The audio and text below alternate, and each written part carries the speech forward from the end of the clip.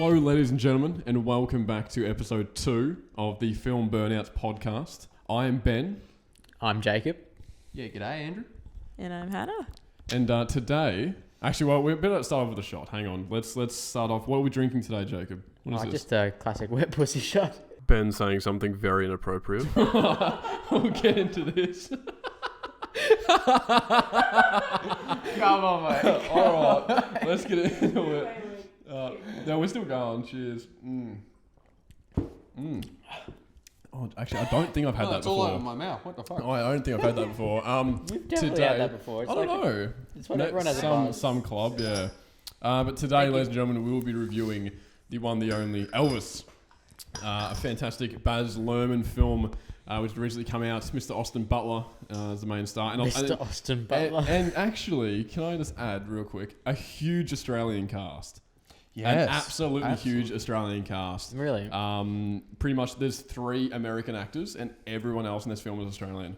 I don't know if you guys actually knew that. There's pretty much 3 or 4 main American actors and everyone else is Australian. I think I know who one of them that you might be talking about. Yeah. So, good old Billy. Mate, don't get me started on Billy. Everyone got a bit hot and bothered the second that Oh scene my came God. up. I definitely Anyway. did. They're But talking anyway, about Billy from Stranger Things. Billy from Stranger Things. Yeah, he's what's his name? Dacre Montgomery. That's his name. I don't know. I don't know how to say his first name.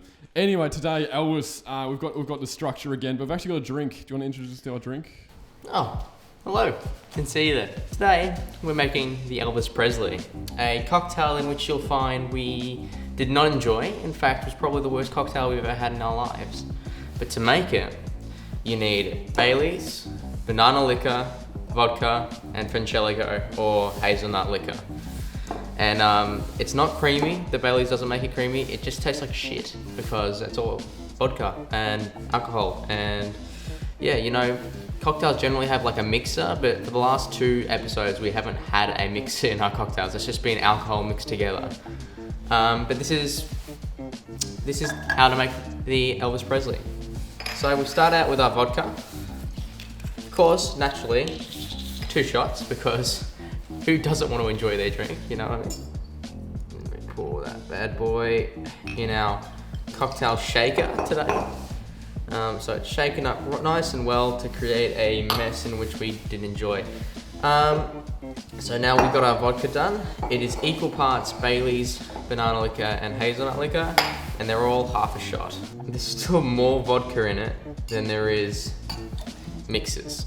Now, I was actually excited about the banana liquor because 1, I haven't had it before, and 2, it smells nice. Honestly, all you taste is vodka and Baileys. Very overwhelming and not in a good way. I actually hadn't had Frangelico before either. Smells interesting. Put all your mixes in the shaker. Make sure you put that in there. Give it a big shake.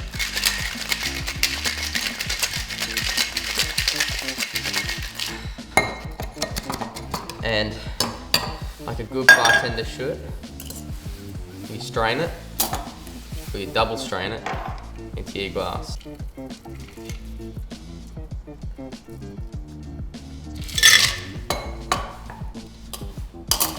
Now, that is our Elvis Presley. I hope you enjoy the rest of the podcast. Yeah, so today we are having a peanut butter and banana cocktail, or the Elvis Not jelly. Presley. As if you guys don't know, Elvis used to have peanut butter and Jam and bits of tuna and steak in a Subway, and he was having 4 of them a day. yeah. So this cocktail is dedicated to that. And let's have a sippy. May you rest in peace. Oh, that smells terrible. Okay. I'm not going to go down one. Oh, Jesus Christ. Absolutely Actually, it's beautiful. not too bad. It's not that bad.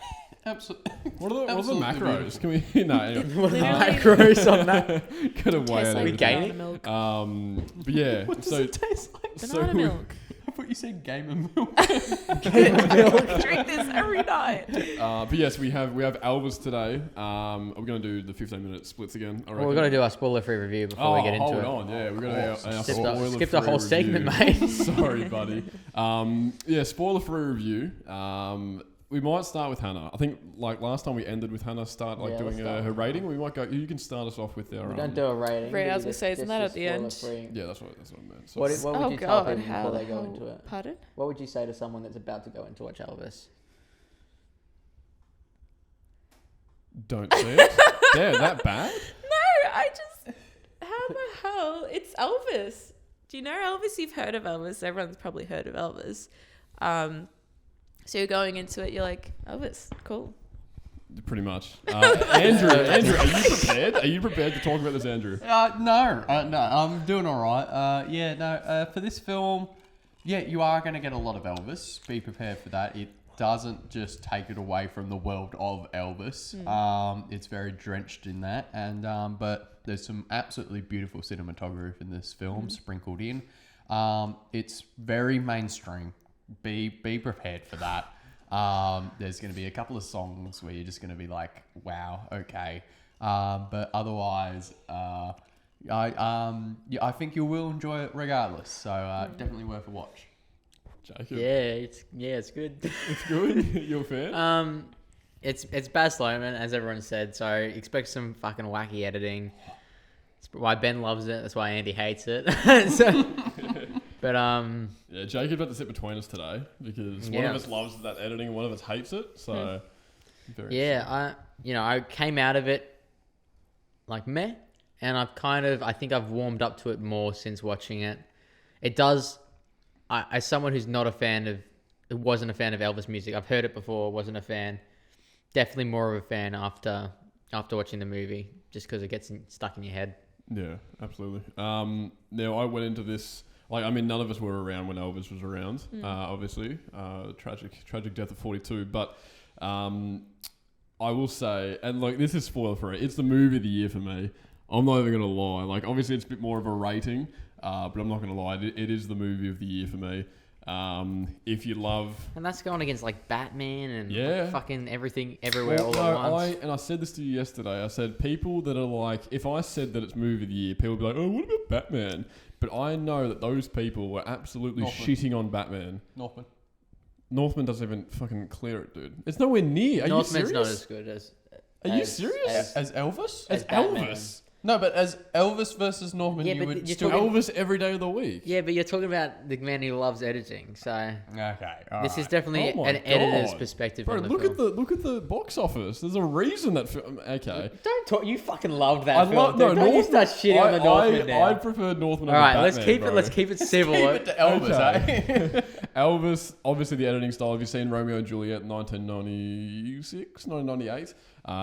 That editing style is brought across into the good old Elvis, and it does very well. I love it. I love it to death. Some of us don't like it, but go see it. You'll enjoy it. Literally, I think it's made for all ages. If I'm being honest, I think you'll enjoy. It's actually surprising because we came out and we thought the older generation would have struggled a bit. I even talked to my grandpa, watched it recently, and I was talking to him today, and he said he had no idea what the fuck was happening in the first 40 minutes. He got into it after the first 40 minutes. Absolutely. But the first 40 minutes feels like old Romeo and Juliet in the editing style. Definitely your older generations may absolutely struggle with some of the pacing and intense special effects and editing style. But of course, there is some moments where they really do touch on the impact Elvis had on not only American culture, but around the world. And it was quite beautiful in those moments, but sometimes it was just kind of like, okay, yeah. This cocktail's gonna catch me. This really cocktail's quick. bro. This cocktail's throwing hands for Jacob. You gotta have a cocktail. You gotta have the cocktail, and then I actually had high hopes for it because it's got Baileys in it. I like Baileys, but man, fucking hazelnut liquor, banana liquor, and Baileys and vodka don't go well together, man.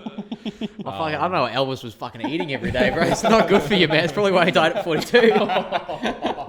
No, that's Tom Parker. Anyway, we shall get into this movie though. It's a long movie. It goes for how long? Oh my It goes goodness. for 2.5 hours. It was 2.5 Yeah. hours.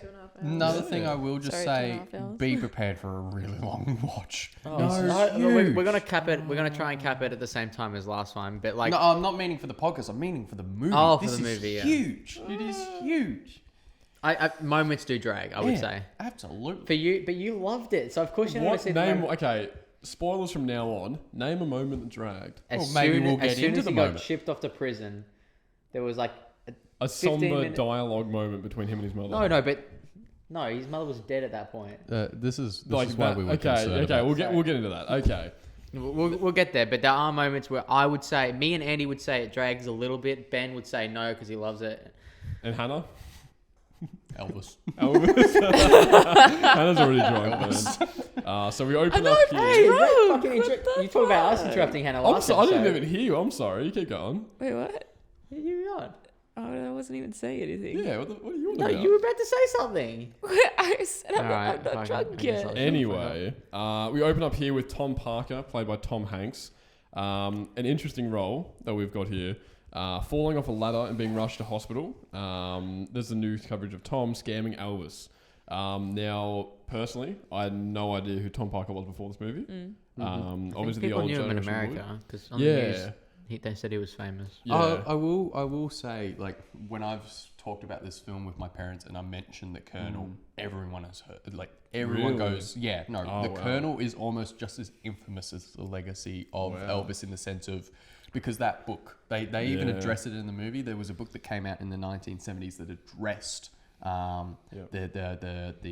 the issues that we'll show in this film about the Colonel. And what do we think of Tom Hanks as the Colonel? I'm very curious to get that. Oh. I had mixed. I honestly really disliked his narration. I thought it slowed down the film significantly, and it made the film stylistic editing feel like they had to make narration to make it make sense. Like it felt like Baz Luhrmann was like, I love all my stylistic editing. Oh, this doesn't make sense. Just have some narration over it to make sense. But in terms of his acting, I didn't mind it. It's not an expressive role. Oh God, Yeah. no! You can totally see Tom Hanks just eating it, all the acting he can get, like that staircase scene, which we'll talk about in a moment. The Colonel was introduced to Elvis. He's all like, like evil villain, like it's Singing very over top in outside, some parts, but What a beautiful scene, by the way. I think- in a cut with him as a kid. No, we'll get there. Wow, how good. So So- obviously Tom Hanks, a bit 50-50 on him. I did prefer. I was gonna say younger Tom Hanks. I did prefer Tom Hanks as Tom Parker when it was set, rather than him the older figure they created. yes, Like because they added. Oh, a bit like his more- old prosthetics? Yeah. So we kind of open at the very end of them. It's one of those open at the end, and then we go back to the start. Which makes sense for this Yeah. timepiece. So we're opening with Tom Parker being rushed to hospital, which is when he died in real life, but it's the moment he was rushed to hospital before he died. And this is him like retelling the story. Yeah, Yeah, we he's just- talking it's to just the a audience, lot of narration. and he's talking about the death of Elvis and saying, "They blamed me, but I didn't kill him," and that's the whole mystery of who killed Elvis. Spoiler alert, he did kill him. He's just a he- fucking he's- pussy-ass loser. He's very crusty. He's a very crusty man in this stage. And then moving forward, we get to the first flashback. Elvis witnessed his first Blue performance. Hold Elvis. on. Where are you reading, homie? We're at Elvis collapsing. We're at number 2 there. Oh, wow, what the fuck? Yeah, so we see this is something that we actually spoke about initially when we got out of the cinema. We all yeah. So this is something we spoke about when we got out of the theater. Elvis, we see footage of what we see later on with Elvis collapsing. Basically, when it was towards the end, it was basically just before Elvis' last performance, which is famously known now. It was a couple of years before that last performance. They were showing it was. It was like it would do whatever to get him on. It was on the stage. start of the decline. That's when Tom okay. Parker started giving him a heap of drugs. Yeah, the morphine and whatnot, everything they could to get him on stage. That scene, it's pretty much Tom Hanks going over, saying the only thing that matters is that man gets on stage, which we learn is important later on. And then split screen of Elvis performing on stage. This is where the editing just takes effect for about 3 minutes. Just goes ham, split screens. Fucking wild. There was visual effects shots, which even as someone who loves the editing, I didn't like the under the billboard. Yeah, like they had a camera dolly that was obviously done with like a helicopter or something. Oh no, it was all CGI. Was it CGI? Oh, that's why it looked like shit, because it did like the camera did like a dolly forward and a turn, and it did like a 180. It was basically revealing information. Loops of this sign out the front of the International Hotel. Another note: if you are photosensitive at all, or you're prone to seizures, do not watch this movie. You will get a seizure within the first minute. Yep. It is horrific. With the lights. I wouldn't say horrific. Anyway, old Tom Parker says him a bit. You know, they've done a bit to his makeup here. Claims he didn't kill Elvis and explains how he was a con man, all while walking through the slot machines. I like this shot. I don't. Like the birds. See, we've got very different perspectives on this film. Because you can tell the slot, like the entire set was CG. So he's on a green screen. He's walking around on a green screen. It's the metaphor, man. You gotta think. We'll have a good-looking metaphor. They could have easily the budget they had. They could have easily rented out the slot machines. Yeah. So we had him walking through the casino, and then Tom Parker works with. By him, there's like an old version of himself doing the narration, walking through these slot machines. It's meant to be symbolic of the man himself. I'm sorry, Jacob. Right, take your anger on the table there, mate. All right, calm down, buddy. Now, Tom Parker works with Hank's show at a carnival where he hears about Elvis through Elvis being played on the radio. I'm not going to lie, I don't know who the hell Hank was. Like, Hank Snow. I'd never heard of him before. Well, obviously, I think that's the point. Like, because they talk about Hank Snow as this big country singer, and obviously none of the younger generation, or I imagine even the older generation watching this, know who the fuck Hank Snow is. Yeah. And that's the point, because Elvis was so big. He was the first real international rock star to a lot of people. And so Hank Snow, I don't remember him, but Elvis literally came up at the same time as Hank Snow. Everyone remembers him. I know Elvis, and I knew Elvis before I heard his music. Like, this is just stuff that he's so international. And there's lines later in the film where Elvis goes, "Nobody's going to remember me when I'm dead." Yeah. And it's just... There's something about that hitting you when you realize everyone fucking knows who you are. Yeah, absolutely. Yeah, actually, it's great. And I did like this scene where it was pretty much him hearing on the radio. It had that kid running through town saying, "No, all the kids are listening to this one Elvis guy." Tom Parker's with Hank Snow in a carnival backstage, because obviously country music at the time, like, there was no big stars enough to make enough money that you could do that only fun music, unless you're a record company. So what's it called, Tom Hanks or Tom Parker was like promoting Hank Snow, but he also had to promote the carnival at the same time to make his ends meet, because that's just how the business worked. And they're all at the carnival and they hear the radio and you hear Elvis playing, and so he was on the radio, like on this little Sun Records record company, like family owned record company, and he was still getting wide stream attention. I just will say, this is the first sort of instant we get a real sort of sense of the racial issue around Elvis. Sun's Records was a record company that was designed to try and thank you into the microphone. Try and get black blues and jazz into America and more widespread. And unfortunately, they still had to pay the bills. And of course, you've got a lot of racial issues. So this white American who's grown up surrounded by African American music is now doing African American songs. They're promoting him as much as possible because more white people are more willing to listen to Sun's radio. So it's again sort of the first sort of in-depth, nasty world that this film is based in, unfortunately. I would say this film tries to tackle racial issues, but fails. Political issues. Oh, shit. Yeah. Just political issues. And racial, because that was a big aspect of Elvis, right? When you talk to people about Elvis nowadays, especially the younger generation, they go, "Oh, the guy that stole all those black songs." Yeah, and that's one thing that we spoke about when we left it as well, is that obviously this film had to have a lot of permissions from the Presleys, like Lisa Marie in particular, and also the wife's name I've got. Which is interesting. It's interesting how loyal Priscilla. Sorry. Don't apologize. It is interesting how highly regarded Priscilla holds Elvis in such a high regard, even though they got divorced, and you kind of see it. Obviously, I would say they downplay it significantly. Well, that's what I mean. So pretty much they had to give. I imagine that the Presleys were such a large part of the script supervisation of this film. If there's any part where they spoke about how poorly Elvis was smooching everyone in the crowd, or the fact that he was doing all this to his body, or the, like all this taking African American songs that the Presleys in current day, Presleys in 2022 would say no, cut that. That's why this film was and we need to idolize Elvis, but there was also issues and aspects that weren't spoken upon because of how they had to write the script for this, which I think we need to understand that as well. Yes. So obviously talking about the racial issues with this, we had the first flashback. Well, just before that, when Andrew said this is where we first touch on the racial issues, it's because when they hear the song, Tom Parker instantly, we can't promote a black singer, and they go, nah, he's white, and then literally everyone in the carnival goes, he's white, he's white. It's so emphasized. Tom Hanks' eyes fucking he's white. Yeah. No, it was brilliant, and actually, I love that. I could see why people would maybe not enjoy that, but I think that's just how the time was. Yeah.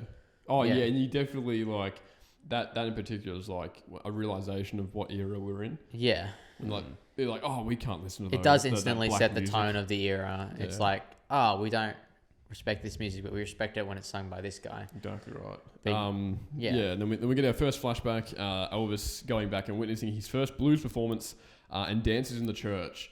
What do you think of the church scene? I'd love to hear what you guys thought of that church scene. One, we see like Elvis sneaking a peek at this famous African-American singer, and then this lady just doing the grindy dance moves on the other guy. And obviously, little Elvis is having a time of his life. Yeah, watching that was his discovery moment. That's what and then instantly from that, he runs into the church where they're all doing their like praise Jesus movement. I think there's always this weird moment where as the viewer you watch Elvis interpret the sexual dancing of like the African American lady he watched earlier with the gospel dancing, and he kind of that's his act in real life. If anyone has watched Blues Brothers with the whole scene of I see the light, that is 100% this scene of just this character just being like, I see the light, and just freaking the F out. Like, it's very over the top. What did you think of like the whole like him having I'm not sure if that's dramatized. He's got lightning bolt. Yeah, he really idolizes this comic book character, and they go to the nth degree of when they show him as a child. He's got this lightning bolt strike out of cardboard hanging around his neck. I'm sure that might be on some truth, but it's huge, and it's just wooden as well. I didn't even notice it. You didn't notice his massive wooden lightning bolt he had around his neck? No. That's all I could think of. of. It's in the trailer. You gotta show a photo now. I'm making you edit this. Show a photo. Half of his chest. I was too busy vibing with the music, man. Like I was sat forward in this. Andrew was sick of me because I was like dancing. This dude was rocking the whole chairs. But yeah, no, that scene is definitely this cacophony of different voices and different these two different styles of music performing against each other, and it's again trying to show this moment of Elvis being born into the music. Yeah. I like, can we just point out how we're talking about the first 15 minutes of this film and we're 21 minutes into the podcast? We've actually... I knew this was going to happen, bro. Okay, let's just keep going. So you go forward. So we go to his first performance, which we've already kind of seen in the first 15 minutes, where Tom Parker's here. He's very curious about Elvis because he's played on the radio. People are talking about him.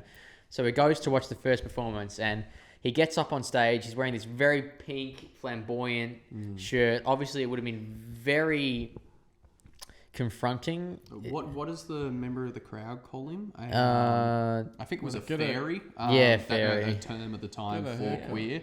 Yeah. Get a haircut, fairy. Fairy. Oh, they changed in the trailer. That's interesting. They say something different in the trailer. He says buttercup in the trailer. Wow. I think it's fairy. No, I'll play it right now.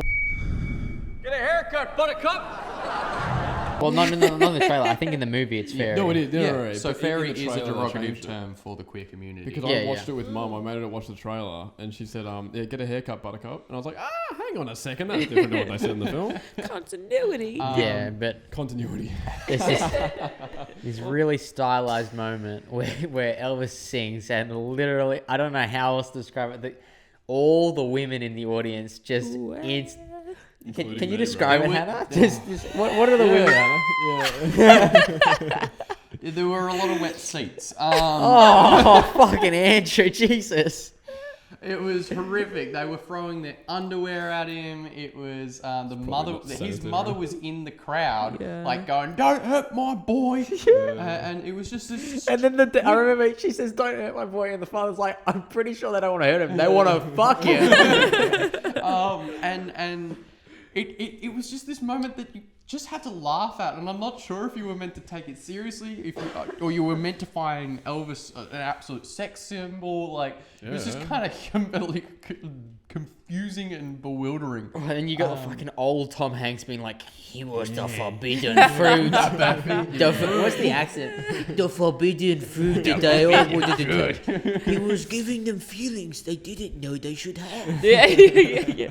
I was watching the girl. And, Yeah. Hannah, give us your impression. No, I'm not doing started, the go on. impression. No, stop. No. Yeah, she'll have a few more. But yeah, so there was, and look, probably not the most sanitary scene in the entire film. Throwing your light and fairies up on the stage. I thought when I watched it, I thought it was too I stylized. thought he was slurring. Oh, I just took a swig of that cocktail, bro. You haven't touched yours. you are going way too fast on it. Yeah, he's trying to get I it have done. to get it done. He's trying to finish it. But no, I thought it was a little over stylized. Personally, I thought it. Sorry, you're switching bed. I don't know. This is not my social background, obviously, but as a guy watching it, it felt very demeaning. No, but I honestly think that, like, us as humans think very wacky things, like very wacky things. Like we've had some weird thoughts in our head. I honestly think Baz Luhrmann's like, you know what? We're just gonna take the most wacky thing that these girls could possibly be thinking with this attractive male up on stage and just visualize it. And honestly, they want to throw their underwear, bro. I mean, I think there's elements of truth in it, Yeah, but I don't know absolutely. if that was how his first ever Yeah, performance. you there? his first ever No, performance. I wasn't there. I wasn't there, buddy. Were you there, buddy? Exactly. I was there, dude. In spirit, yeah. Crying. But yeah, no. So we get this quite confronting display, and then the mum has this whole like, "Don't hurt my boy" and everything like that. And the mum and Elvis's relationship in this film is quite. Perfect. Yeah. Oh no, hang on. We're talking about the mum. Yeah, Do you're you talking think the about mum's that's- relationship is perfect? That certain scene. Yeah, I mean, I quote, I'm not even lying. He goes, "You're my favorite girl, baby." You're my favorite girl, brother. To his mum. maybe, We want to say it's a While, ton of, like, we want to say it's a ton of the times, but we saw him have a little smooch with his sis as he left for Memphis. yeah, So mate. Just keep so it within the family. keep it within the family, apparently. Anyway, Yeah. what happens next? But after this performance, Tom Parker's interested, and he wants to have Elvis as a interested, yeah. He wants to have Elvis as a side act to Hank Snow's performance. So Elvis ends up going to Memphis with them for their tour for Hank Snow, and this is where we get possibly the worst song choice in history. I love this film, but this actually ruined it down from a 10 to me. You'll find out rating later, but this Doja Cat, like, we actually listened to this song. This song got released a few days before the actual, same with the Eminem one that was only in the credits. But this Doja Cat remix of Hound Dog was released a few days prior. Jacob and I were listening to it on Discord one night, absolutely vibing to it, thinking this is going to be a good film. I know people didn't like it in the trailer. I actually liked it in the trailer. Yeah, it was quite nice. And then it was in the film. And it was just so... Can you imagine... Okay, so the first... Well, the thing is, part- we're going through like blues America, African American people were singing, and we get the original rendition of Hound Dog.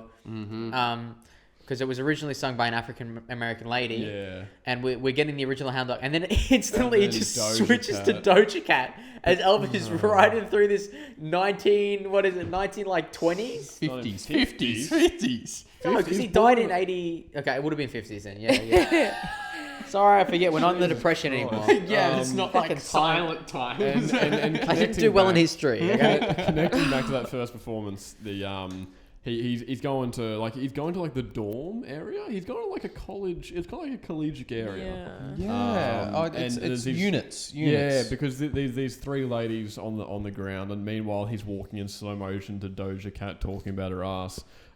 He's walking through, got his guitar on, got his jacket over his shoulder, and these three girls are, I don't know, having fun on the grass, and ends up going up, and they stay out there and just stare at him. Can we appreciate that? They're out there all night, just waiting to get a peek of good old Elvis. I don't know, maybe it's me, but it felt like that's obviously the impression people that... are weird. People are wild. They would do that. But at that time, he was not that well known at that time. Not at that time, especially not in Memphis. Yeah. But yeah, like, that's true. I feel like that's definitely a moment where the Presleys were reading the script and they're like, emphasize that. Yes. Emphasize the fact that everyone wanted to fuck him. Yeah. But I also think... But isn't that? No. They're like, people wanted to have sex with him as soon as he performed. This is Priscilla. She's there with the script going, I wanted to. Everyone wanted to. But at the same time, I honestly do think that those three females were attracted to him purely by looks. I don't even think they knew. I honestly think... I don't think he's that attractive man. No, if you look... I don't think Austin... You think he's that attractive? Bro, I'm as straight as they come, bro, and I respect that man. I'd rather a Gosling or a Hugh Jackman over Austin Butler. Okay, maybe like Ryan Reynolds. But Ryan Reynolds, because everyone... Okay, Jacob will be removed from the podcast next episode. Just because everyone else here wants to fuck Austin Butler doesn't mean I can't. Anyway, Actually, I was wrong. Clearly had an effect on people where people wanted to fuck him. Anyway, what happens when he... That's a clip. That's a clip, right? where Ben and Andrew want to fuck Elvis. Oh, God. Anyway, next you keep going, Jay. What'd you say, Hannah? I said, oh, God. Actually, Hannah, what's your view on Austin Butler? Hey! I'm very interested in what your view I on. know your my view on Austin view. Butler. I think because rewatching this film to write this thing up, I realize now it's like every time I watch a film, I'm like, man, like I could have a little crush on him. Yeah. But it's like okay, a mini Don't crush. get jealous, bro. Elvis is dead, man. You're good. Austin Butler's not. You ain't got shit on Elvis. You got shit on Elvis, man. But then like I see like behind the scenes like photos of Austin Butler and I'm like, He's got blonde hair in it right now. I know, that's why I'm not. Bro, but people are taking the piss out of his accent.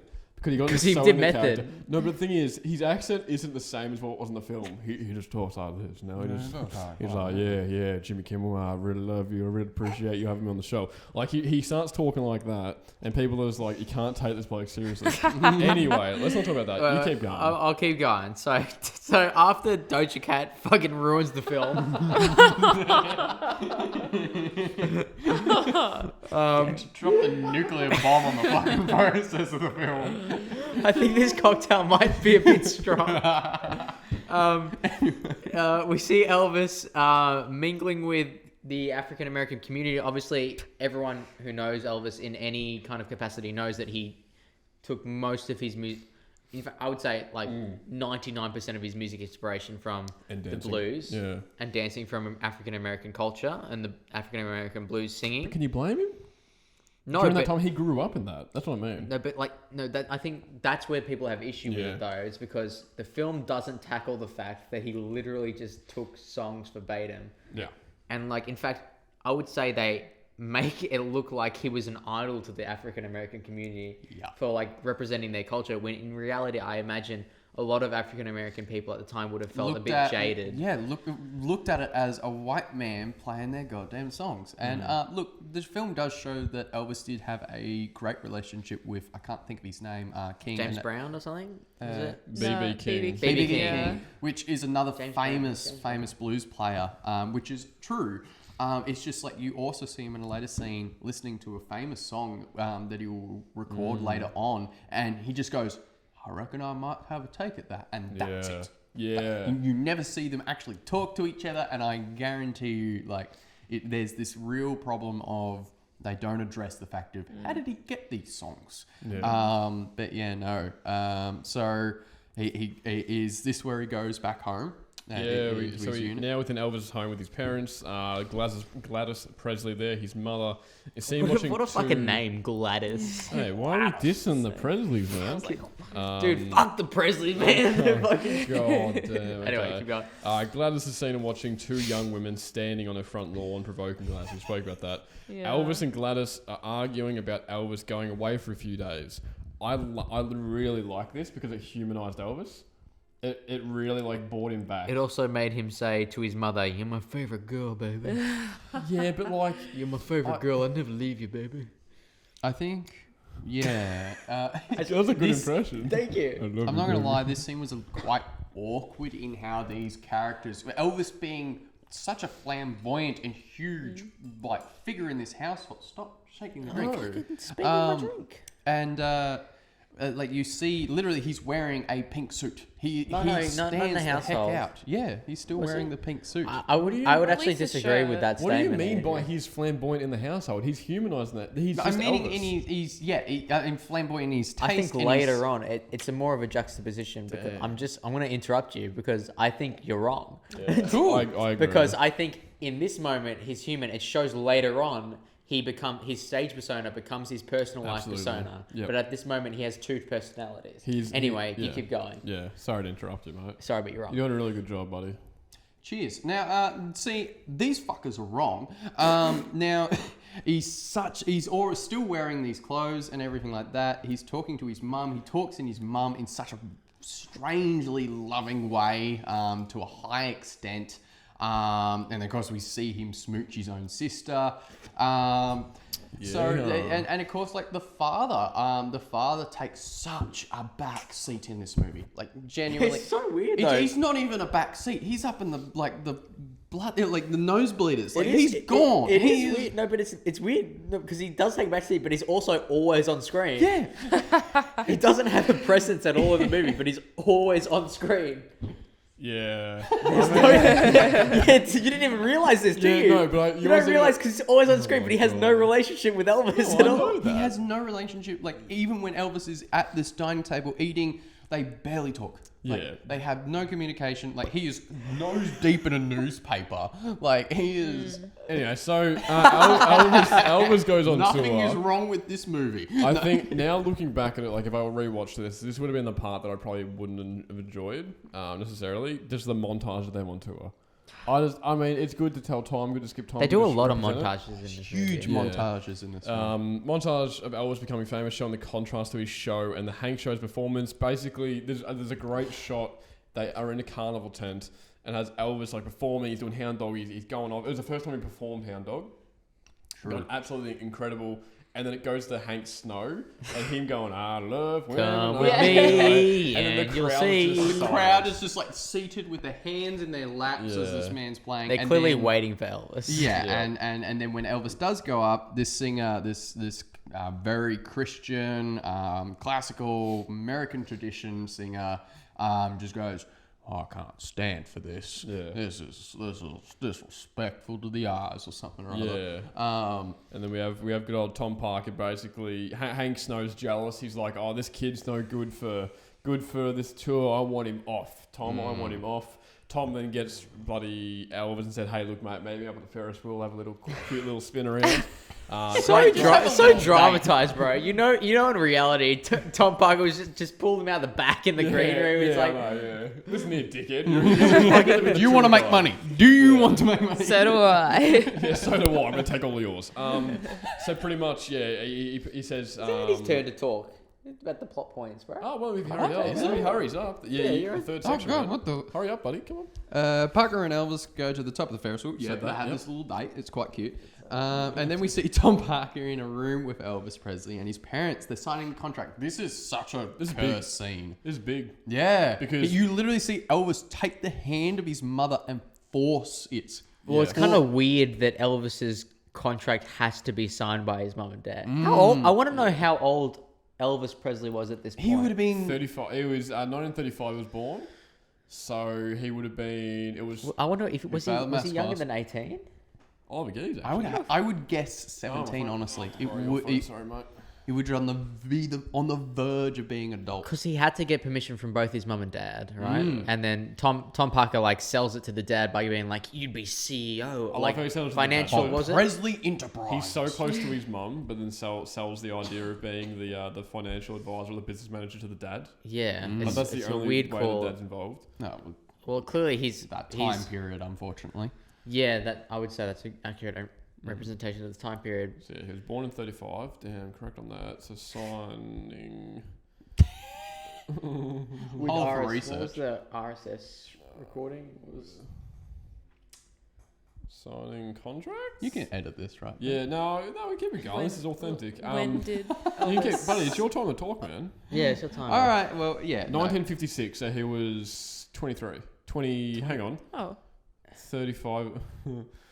21, he was 21. No. Okay. Yeah, it's interesting then that he had to get permission from his. I wonder if. but that is Well, no, legal they're age laws in over there. America, isn't it? Yeah, Yeah. so Yeah. it is 21's interesting to legal me. age. Elvis is now recording. Is in the recording booth. He's told to stop moving, but he keeps moving while he's singing, and again, really showing that he's got this real style to himself.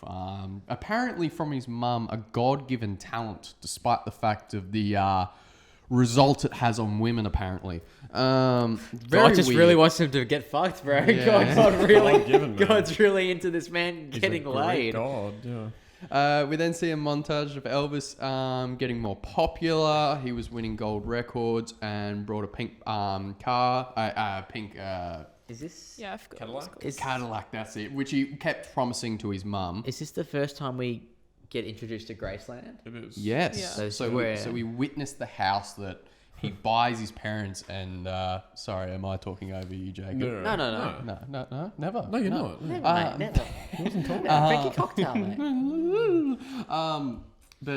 Yeah, no, we see this huge house. He's got all his friends around. There's multiple vehicles out the front. They got like some little Doom I was car. about to say, that- every shot of Graceland has a more advanced dune buggy out the front. Yeah, so they like, start what off the with this hell? little go-kart, and then by the end they've got like a fully automated car. It shows like the progression of like civilization.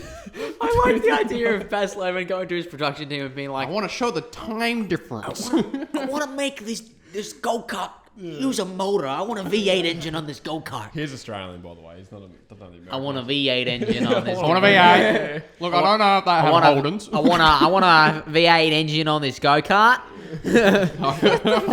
Fucking, this ain't a knife. We promise This we're not is racist to We're ourselves. Australian. Why are we- And then, of course, this is when Tom Parker steps in, and he's marketizing the crap out of Elvis. This is one of the first ever singers to have such huge chain of merchandise, and one of the things that his mum notices is one of these pins that says "I hate Elvis," and Tom Parker is trying to captivate and make money off even the people that don't even like Elvis. And Smart. It's a really good moment where you see the beginning of the end. oh yes, Oh, And this it's is so dope. early on. I do love that part. Because you think about it, if he was 21 when he signed, he literally was famous for 20 years. Yeah. For a famous person nowadays, 20 years is nothing. Yeah. Sorry. Think about like Brad Pitt or Meryl Streep or those big famous actors that have been acting now for like If 30. He chose any male actor and said Brad Pitt for 30 years. He's been going for more than 30. Has he? Yeah. What is it like? Oh, 94? What is that? Well, we're 2022. Oh, we are too. Jeez Louise. Yeah, he has been acting for a while. He's been acting for. Welcome But back what to I'm, Mad what I'm, Dog, what I'm right? saying is 20 years is not a long time. Yeah. Especially like a lot of us. I just turned 20. That's my entire lifetime. And it doesn't feel like a long time. You're old, yeah. You two are both 20. Andrew and I still are both 19. 19, yeah. Fucking So youngies. So we're bloody Hell- here, teenage. We're talking with 20-year-olds here. Yeah, God, and then giving us alcohol. What the hell is I wrong know. with them? But think about what you've achieved in your lifetime right now, which is fucking nothing. I mean, I started a podcast. Thank you very much. But like, 20 years is not a long time. And it's kind of wild that he only really was famous for about 20 years. Yeah. So it is very much a showing of the end. Already so early on, and of course, again, we witnessed Tom Hanks do this We will even make money off the people who hate your son. What is your microphone technique? Why is he doing You're this? taking your microphones up here.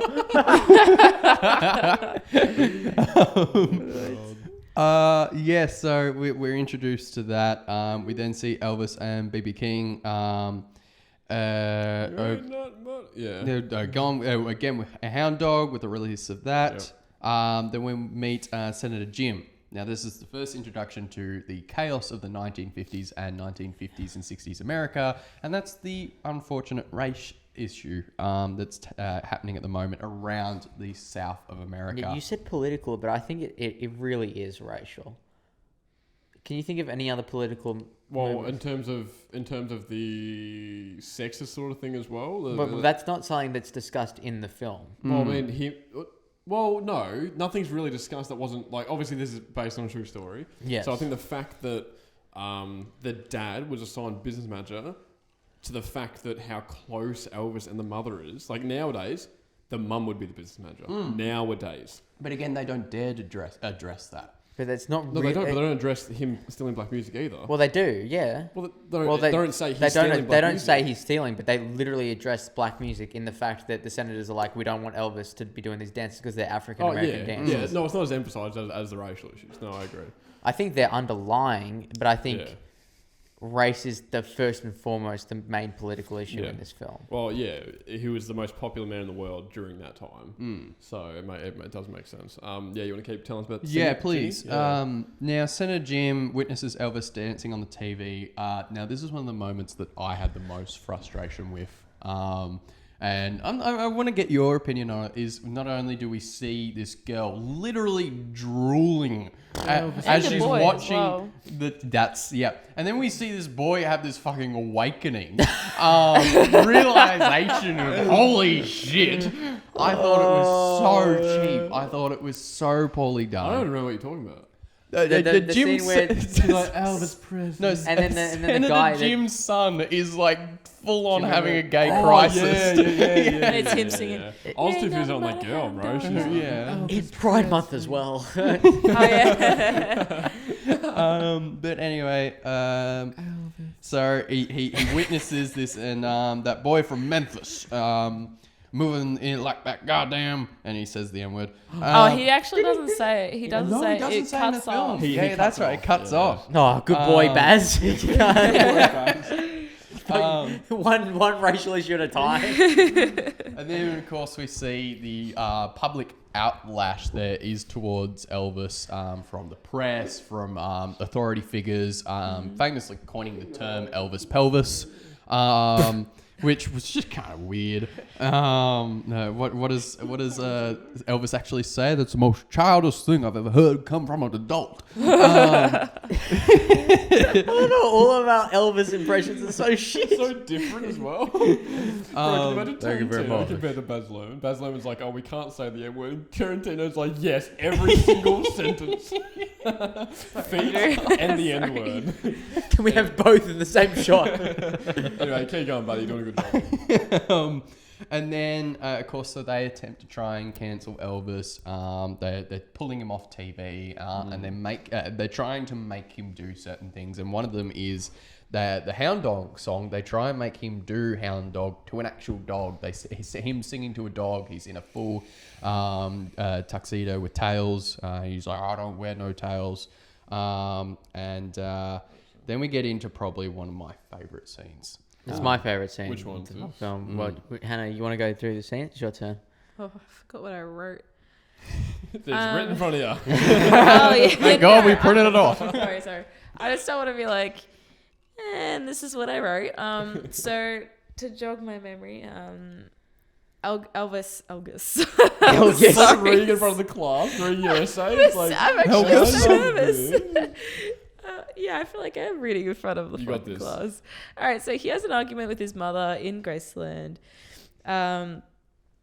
This is right after basically he's been told, if you're going to perform, you have to Yeah. perform. By the way, first sort of showing of Elvis's mum's alcoholism. Yeah. But she was holding Pepsis, wasn't she? She was drinking an alcoholic drink, but she was holding Pepsis. There's a lot of Coke and Pepsi. So in- much advertisement in this film. But- So much. But I did notice in the archive footage, he did have a lot of Coke branding around He him. was not healthy. Anyway, we're getting distracted again. So this is right after basically he's been told, if you're going to perform, you have to not do your sexual dance moves, otherwise we will arrest you and put you in prison. Put you in Major jail, disappointment. And so this is when he has this conversation with his mother. Well, I don't remember that part in this argument, but maybe it was that. No, you I got heard that.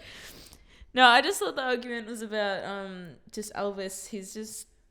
She's so worried about him just because he's like exhausted. Anyway, so I have an argument. You guys can go in depth. I'm just gonna brush over it. And it causes Elvis to realize, like he lashes out, and the mother like, I just feel like you don't not appreciate me, blah blah blah. You just Anyway, no, you guys do it. Doing a please. really good job. got No, you guys do it. You got it. What happens? What Please. is the scene? I'm just breathing. BB King. How about this? This scene with BB King's really good. How about you talk about this one? Yeah, It's 'cause like- Yeah, this is I when was he gonna runs. go He into runs away that. from Graceland. Yeah, I was gonna go I into actually that. don't remember what was the reason why he ran away. It's He- because he was frustrated. He that was just angry and he wanted to Because go they're gonna put back him in to his place of Back to his inspiration. Yeah. Oh yeah.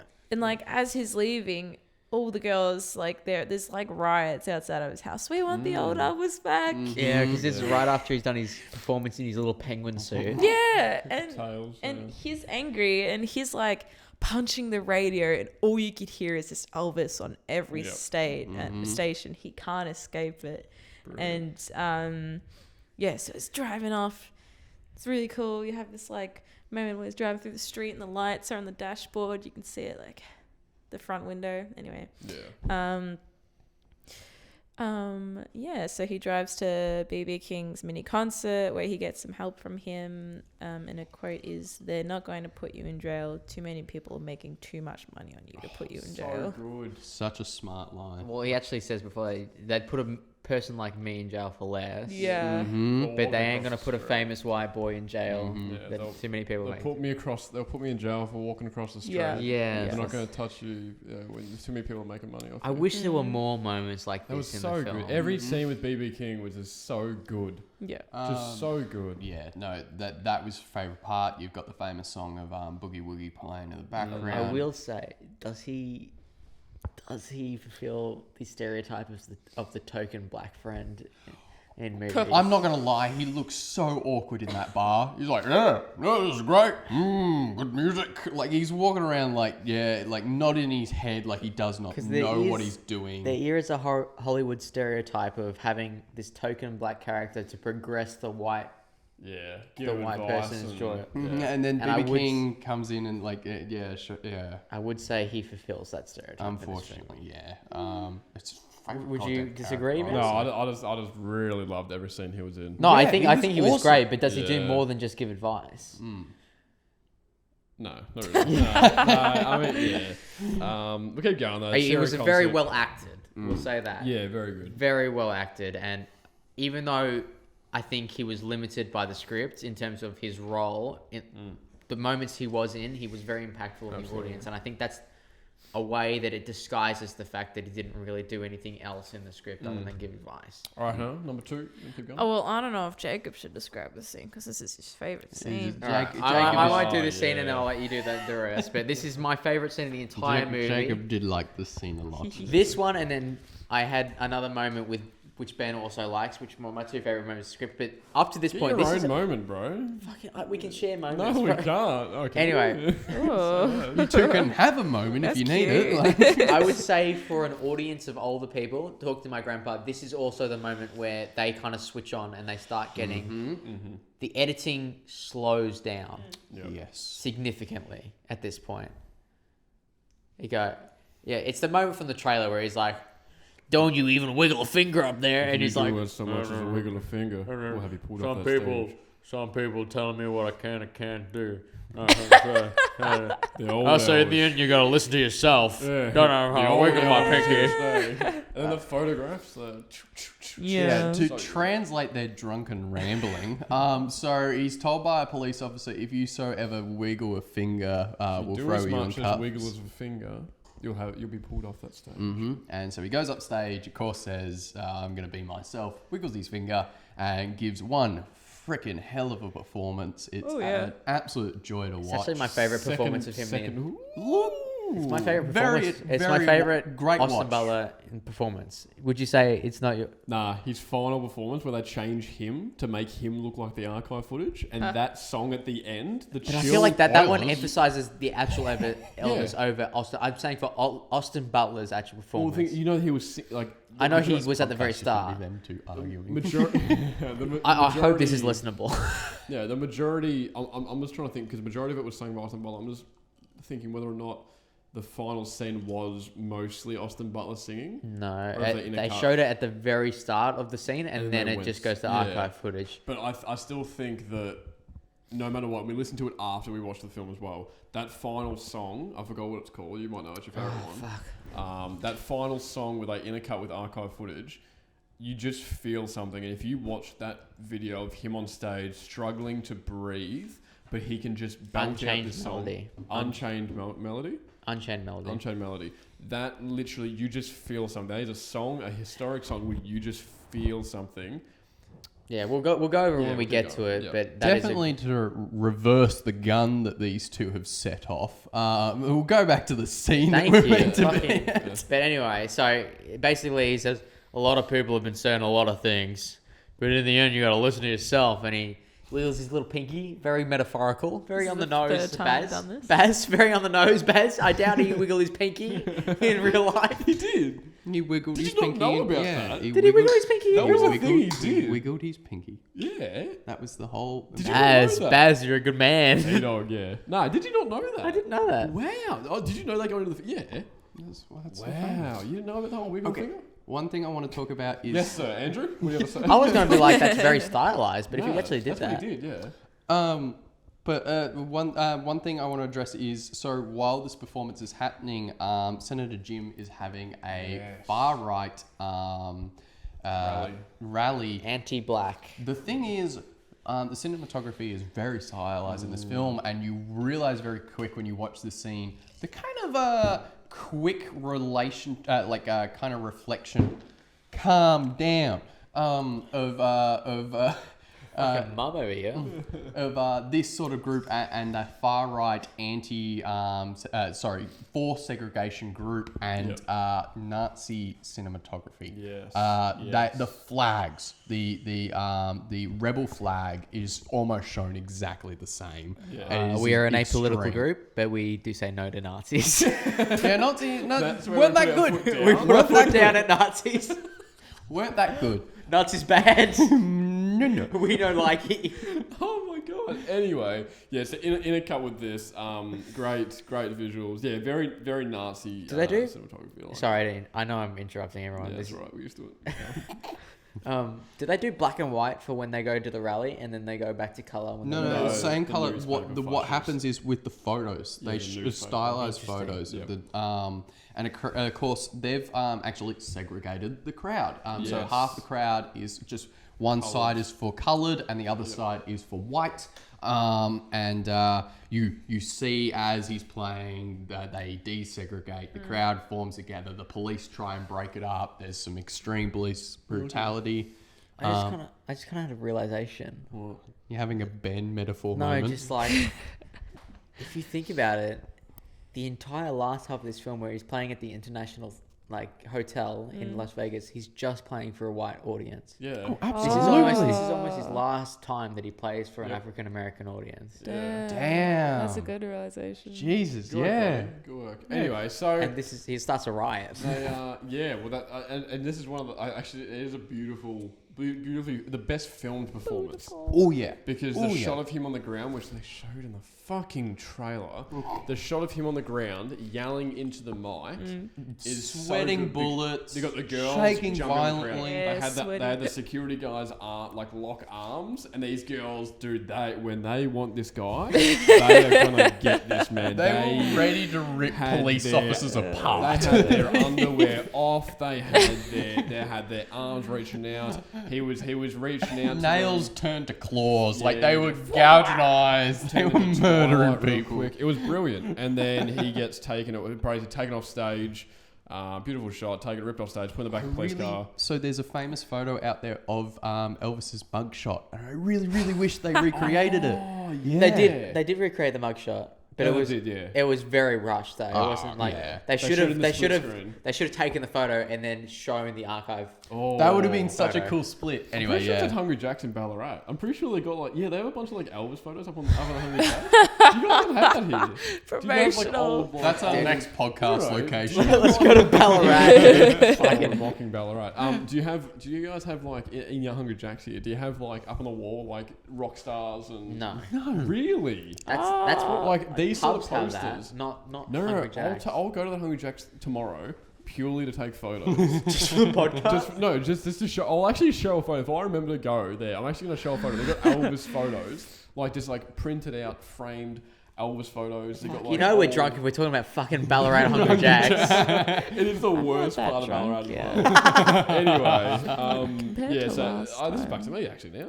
I know. Hannah, we literally skipped Hannah Compared because we're like to- Jacob should say this section, and then we there's skipped. only 2 points for that. Okay, yeah, keep going. Because the two boys at the back shut. Compared to sorry. last podcast, I'm literally not even tipsy. I'm Yeah, just maybe we should tired. drink some more then, huh? I'm trying. Well, it's pretty easy to drink. It goes down the throat, down the gob. Look at your cocktail. You got heaps of your I'm cocktail. not touching that. Every time I Excuse me? if you look back you want at this, Jacob and I to every drink time I your touch it, I'm cocktails? like, You got to take a big chug and then drink the go cider on, come on, afterwards. Hannah. This is for the YouTube viewers It's great. only. Guys, this cocktail is great. This is for No, the it's- YouTube viewers only. We're going to witness Hannah chugging this real quick. Have a look. Yeah, let's have a Get look. it down. No, Down the we're gob. not. we're No not. peer pressure. I'm but carry not. up. This Chug, is how I'm gonna chug, throw chug, up again. chug. The next 20 minutes kind of took a bit of a turn, and we won't be showing that. It's a lot of drunk moments, so hopefully you enjoy the next hour and a half. But we'll get back into it. We're Alright. sober again. Hannah, do you want to get us going? So, we are now probably not halfway into the film, actually. So that is incorrect. Elvis has been sent to Germany for 2 years. And all this just because he wiggled a finger. And his hips. No, He's Yeah, we got a lot. Actually, we saw a lot of wiggle. Yeah, there's a lot of tension in the and pants. lots of you know how they always talk about the male gaze in film. This time it was the female gaze, lots of shots of his ass and the front of his Yeah. crotch as well. Even though you couldn't really see anything, if that makes sense. I saw enough. There was something wiggling there. Leave it to the imagination. Austin's packing, bro. Sorry, Austin. Sorry, Austin, if you're listening to this. We didn't mean to comment on your crotch size. It was an accident, man. We didn't mean it. Tag him on Twitter. Be right. Yeah, so Elvis needs to go to Germany for 2 years or else he'll be sent to jail. And they even Tom Parker even goes into the fact that the police are digging into, I can't remember his dad's name, Vermin. Vermin. I think it's Vermin Presley, right? Vermin Presley. Yeah, they dig into they were thinking of digging into his background, where apparently he's also had a very big past with the jail and all that Yeah, stuff. yeah. And They did talk about that earlier, right? When they were that's the reason Elvis wanted to be so big is because when his dad was in jail, they couldn't do anything about it. Yeah, his criminal record was keeping his father from having a job, basically. yeah, definitely. Was he in jail for financial stuff? Yeah. I'm not sure. Debt evasion? I think it or- was the that was the irony of him being the business manager as well. Oh, And it was yeah. tax evasion, all this tax stuff. evasion. That's what Tax it was. evasion. Sorry. Tax evaders. Oh yeah. Oh No my one's god. know that.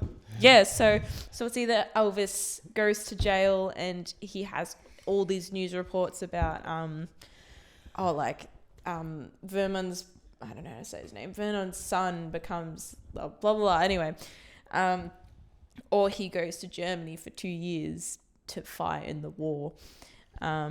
Anyway, Cold War. Sorry, No killing of Russians were involved. I don't know much about the wars. Elvis is a wanted war criminal. But He sang Hound Dog and all the Russian soldiers just started dying, dude. he starts thrusting the hips like.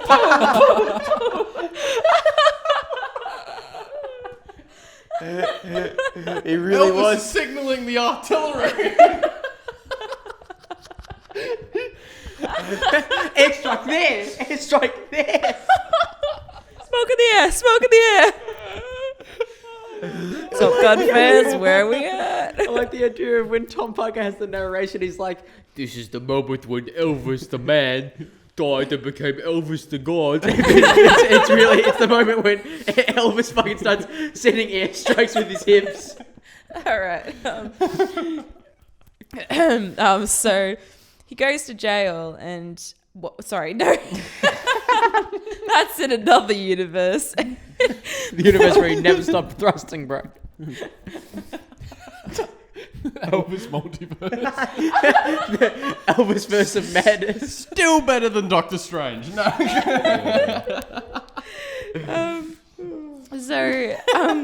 Before Elvis goes to Germany, actually, Tom Parker, I will promise you, riches, you will be a famous movie star when you come back. And Great impression, babe. thank Yeah. you. Ridiculous attitude. My mind went Russian, but I was like, nope, not Russian. So I don't know where it went. Anyway, so he goes to Germany and he goes yourself on the microphone. he goes to Germany, and we're still confused on this timeline, but he's It is a bit confusing. Andrew just did a massive burp. Just burping in the I background. didn't hear it. Did you go, what? I was like, oh. Sorry, I'm dragging this out. No, No, you're doing fine. We're just the ones that are fucking drunk idiots. Oh, yeah, I'm getting there. Anyway, so we're still confused about the timeline of this scene, but he gets sent to Germany, and then it's Tom Parker narrating what his parents were like when he was gone. We're not quite sure what his dad was like at all, because they went straight into what's her name? The mother's name. I wrote it. Yeah. Gladys? Gladys Nice, Presley. nice, yeah. G-Dog. Gladys. G-Dog. Goes straight into, it taps into, like, we've gotten hints that, like we've said before, that Gladys is an alcoholic, sorry. So it taps back into that when Elvis is gone. And he narrates, while Elvis was away, Gladys Presley worried and drank some more until she passes away. I'm not sure if it was a mix of stress and alcohol, or if it was just the alcohol. I think the stress informed the alcohol, but like to drink yourself to death within 2 years, you got to drink a lot of alcohol.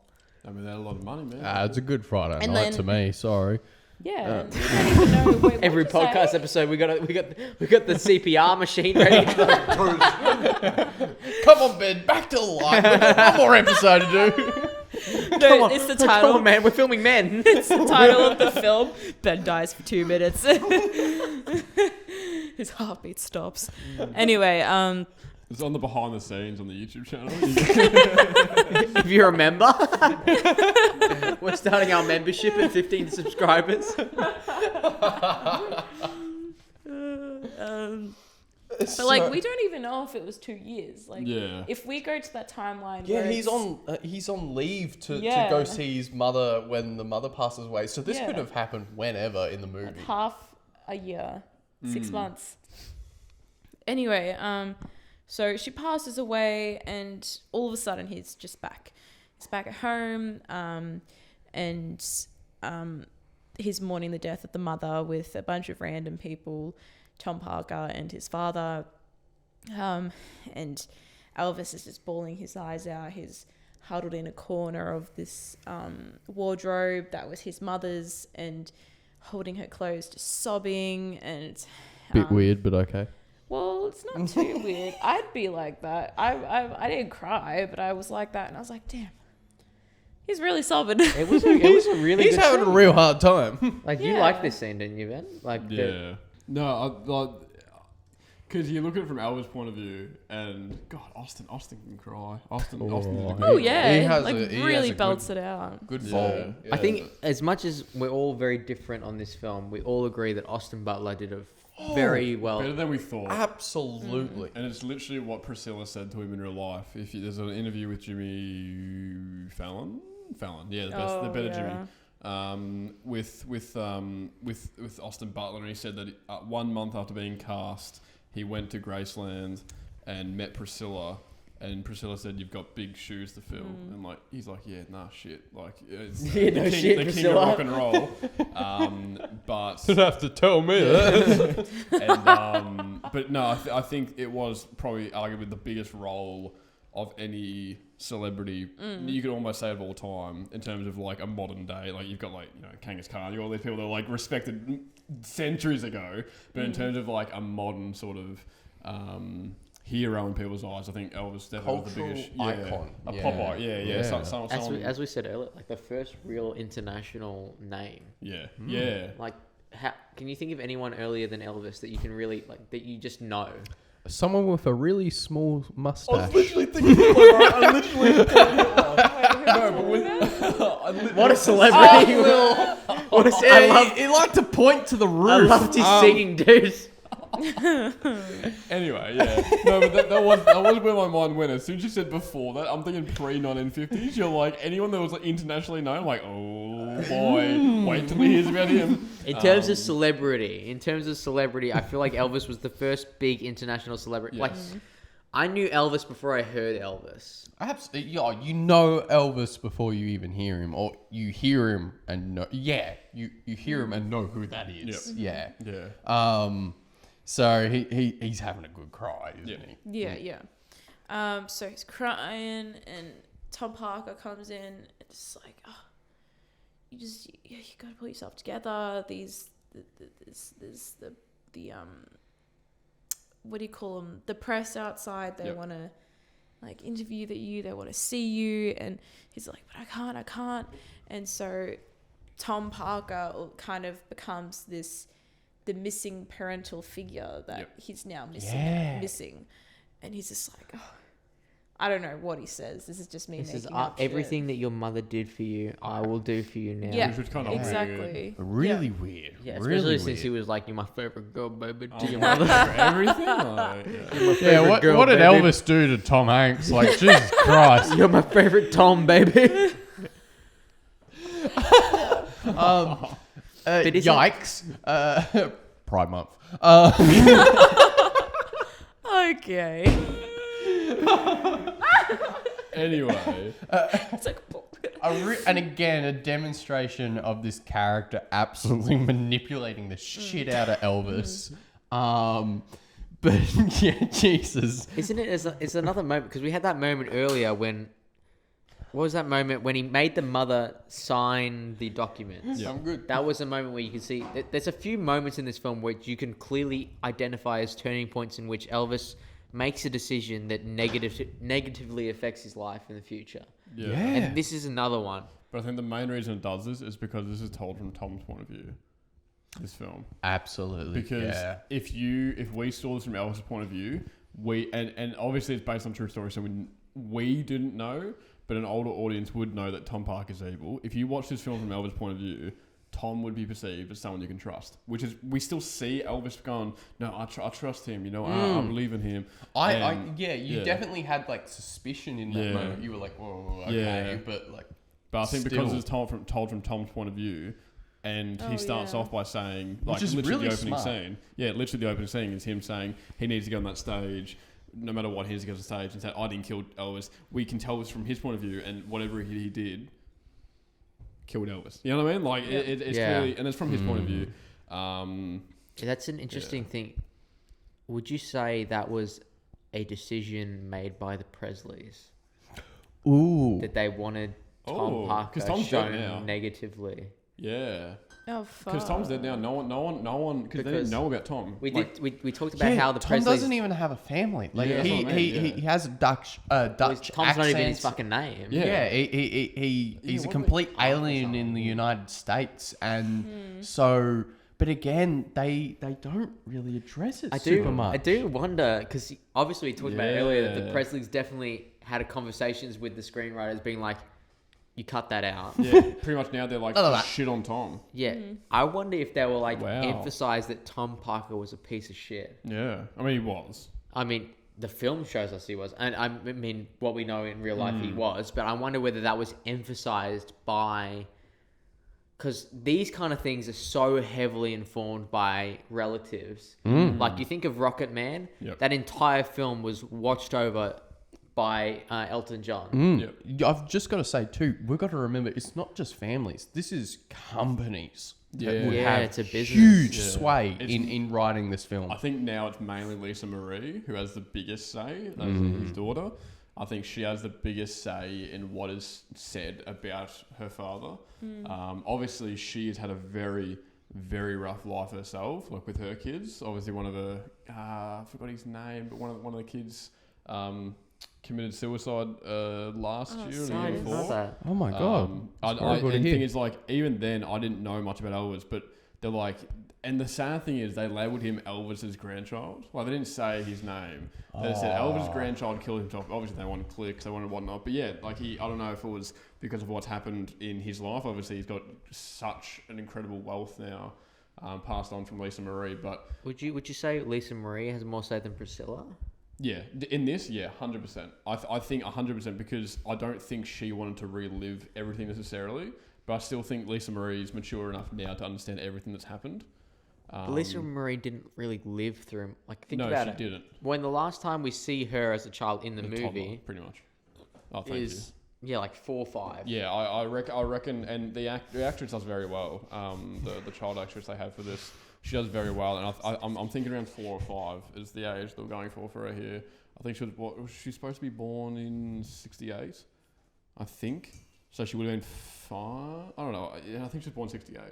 But yeah, look, fantastic. Do you want to finish this off, Hannah, with the what? This podcast is an experience, and I think this segment, the fact that we just went on a tangent for about 5 minutes talking about whether Lisa Marie had more power than Priscilla, just shows that this podcast is not a replacement for the movie. Oh, if God, you want, no. If you want to experience the movie, go fucking watch the movie. Go watch the fucking We're movie. just a couple of drunk idiots having a good time. I am very tipsy. Yep. Yes. Yeah. So Anyway. what happens? Hannah, you gotta continue. Sorry. Yeah. We're the 2 dot points into the 4 dot points of my segment. So Is 3 accurate? Does it happen there? It's pretty much because Oh, it's all like a big montage, like yeah, a chunk of it's time. another montage. oh yeah. Huge montage. It in seems this like film. so much, but like because it was a montage, it kind of went by really quickly as well, even though it was huge. Anyway, so going back to Tom Parker, he's now the parental figure of them, and he says what Jacob quoted earlier. I don't remember, and I'll do everything that your mother was doing for you. yeah, Which is be that support system. yeah, and I've written after that sentence that Elvis meets Priscilla, but now it's just like, did he meet Priscilla before or after his mother's death? I think you're right that he did meet Priscilla after. It's just such a montage after that. Yeah, it was just confusing. There's like one scene with Priscilla, like with him. And the scariest thing of all, this is all to music. Like it's bang, Yeah. bang. It's so rhythmic that it's so hard to tell what's going on. like with this plot point, we do a plot point system with our films to try and work out the order, but this one was really hard to do because one, the editing is so rhythmic, and it moves it's so constantly moving. Like, say what you want about this film. I know that we said there was elements that were slow, but there's very rarely elements that are slow. There's a few moments. Even when it's slow compared to what we've experienced earlier. That's what we mean by slow. Yeah. Exactly. Like it's slow to the opening, it's slow to the end. Like yeah. If we look at Men, the movie we reviewed in the last. Yeah. Someone's happy. Sorry. If we look at Men, the movie we reviewed in last week's episode, You gonna share that? like slow in that film didn't feel slow in the context, but like the slow moments in this film are like triple. Like a slow moment is a scene that goes for 5 minutes. Like anything over 2 minutes. Over anything 30 seconds feels like long. I sort of thought, this is actually a big moment. I was thinking those slow moments is actually, I think, when the best acting comes out. Because there's a scene later, I was just thinking with Priscilla and Elvis, the best acting scene is in the second last segment, which we'll go over later. But it's actually the best acting in the entire film. And I won't say what it is. That's your favourite moment from the film, right? No. This is something we haven't spoken about at all. It's a scene we haven't mentioned at all on or off the podcast. Are you talking about when he talks to Billy? No. When Priscilla leaves Elvis on the staircase. Really? That is a very... Because he just breaks down. Yeah. He's realising, and then he sits down the stairs. You know what's and just breaks interesting down though? In that sequence, that is the least memorable moment. I know, exactly. And it's just come back to me now because Hannah said something before that reminded me of it. I don't know what it was. Oh no, it was the fact that we have scenes like... We had there wasn't a whole lot of scenes with Priscilla, and I thought, what was the major scene with Priscilla, and what did she? I was like having my own little tangent here. I was like thinking, what's the main scenes that Priscilla would have had a say over, and I feel like it was just her and Elvis in that scene. So she would have wanted that to be told how she wanted it to be told, sort of thing. I don't know why you're smiling at me. No, I'm having my little Ben moment from episode 1 where I'm like, yeah. No, but when you think about it, the slow parts of this film, the less intense and rapid rhythmic editing of this film is when the true, like the wardrobe scene, sounds weird to say it like that, but the Tom Parker and Elvis comes out. Elvis comes out. Oh, he does hug him in there, so I don't know what else happened. But yeah, that scene in particular, then the staircase scene, the scene, I mean, on the stage, you're fine. But anyway, we'll get into that later. Yeah. Hannah, do you want to would you say though, not trying to go off topic, but isn't that an interesting moment? Because I feel like half of this film feels like Baz Luhrmann, and half of it feels like a narrative film. Yeah. And would you say those slow elements are the narrative film bleeding into the Baz Luhrmann? Yeah, Luhrmann. And so, do you feel this feels like a book sped up? I mean, Elvis' life is a book, man. Yeah. The thing is, when you look at it, it's a 2.5 hour film, and it feels like it's rushing, but it's Elvis's life. Yeah, this is not a normal like biopic. This is huge. That is something we haven't said before. It's on a biblical scale. Yeah. It is massive. Yeah. Like we've watched biopic movies. Like we've watched Rocket Man and we've watched Bohemian Rhapsody, and they Even have like a Ford structure. versus Ferrari. This is love it. This is woof. This is. They have such a specific structure in those films where it's like, band gets together, band starts getting good, band splits apart, band gets back together again, starts making good music. It happens in Bohemian Rhapsody. Someone dies. No. Someone dies. That's the structure of those films. And they tell they go through a 3-act structure. This film doesn't really have a 3-act structure. No, it is. Like, I know Ben gets really upset when I say this, but the arc of this film is so...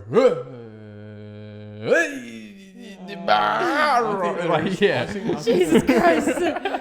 Hannah just nearly got assaulted by a goddamn What are your arc. 3 acts, Ben?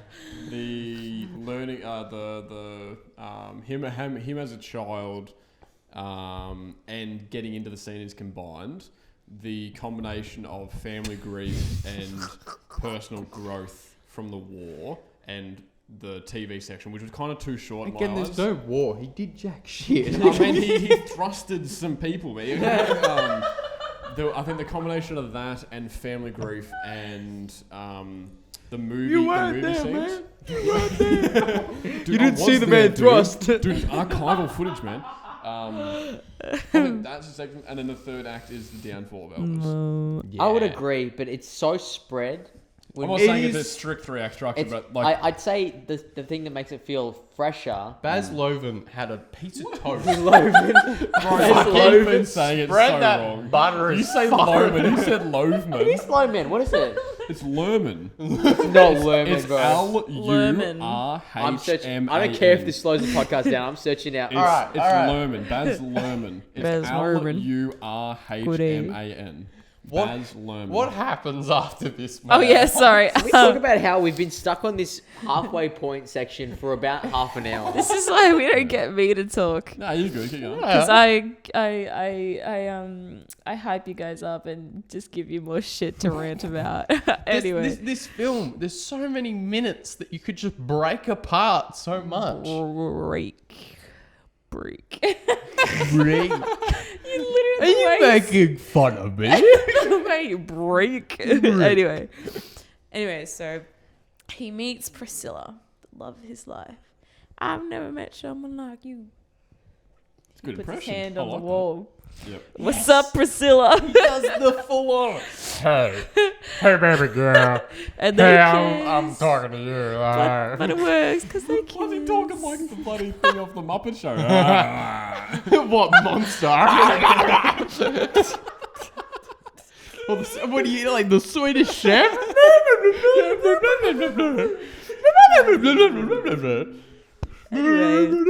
Anyway, Hannah, what Anyway. happens? So we got. The So start we meet Priscilla, and then I think I might have missed a dot point, but oddly we just montage back into when he's back. This is where it gets confusing with the timeline because we're thrown automatically from that scene with Priscilla right until like more news reports. He's a film star. He was really good. He was in this like Western film. Baz Luhrmann. Baz Luhrmann. Baz Luhrmann. It's not Yes, Luhrmann. Baz Luhrmann. I Baz apologize. Luhrmann. Sorry, Hannah. Keep going. Oh, we're all COVID negative. I did a test this morning, I swear. Jesus. What is? I don't know about Hannah. but- Praise me. I'm still gonna call him Baz Get Luhrmann. rid of this curse.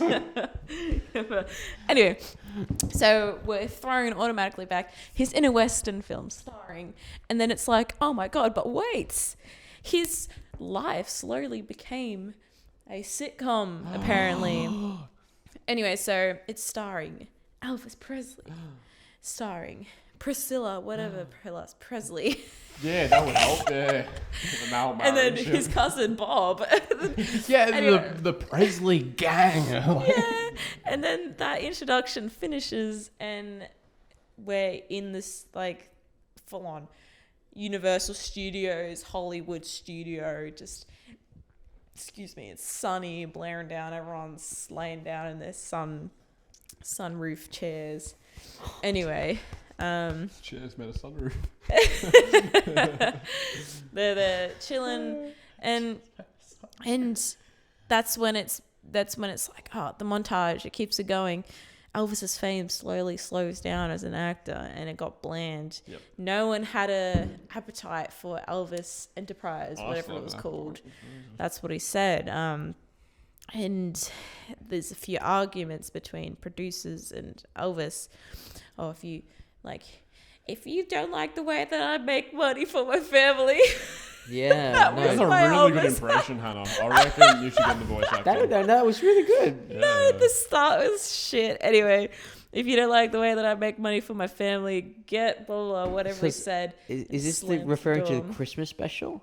No, Yes. so No. what's his name? The Aussie is already there. They don't. He no, just no, kinda not Billy, shows- not No, he's not Billy. there at that No, point. no, there's the other dude with the long He's- hair. Yeah, he's the He's producer there I'm on the talking lounge. about. He's been there from the start, like from the middle point, right Yeah, from the movie Right. he career just bit. rocks up and I no know one he was addresses Aussie. who the fuck he Yeah, is. they don't really. He just fucking shows up, Yeah, doesn't he? that's This what- is that's like the first old time I mate, remember him. mate from downtown. Yeah. And from there, he almost fills the role of Yeah, Elvis's best friend. Yep. literally, we see But so he's much never of him. introduced. Like No. we don't Yeah. have an intro. That's we. I didn't even see that. That's wild. So weird. He's like, "And he Too busy bitches." shit on the film, weren't you? No, but like, isn't it weird that No, a it movie is. can make you feel like you've Someone's known been this around. character, Yeah. even Yeah. though you literally yeah. have never been introduced to this character Yeah. until this scene. this film just gets rid of and introduces characters so fast. So like bang, bang, bang, bang. Like there's Yeah. so many characters that are removed and introduced at speed. Yeah, Oh, the sister.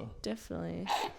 Well, we're on to One you. smooch and she's gone. No, she didn't show up after that, did No, she? she had the one scene in the International when Elvis was kissing everyone in the crowd. But she's the back. She's the background. Did character. Elvis also kiss the sister? She jumped forward. Elvis kissed me.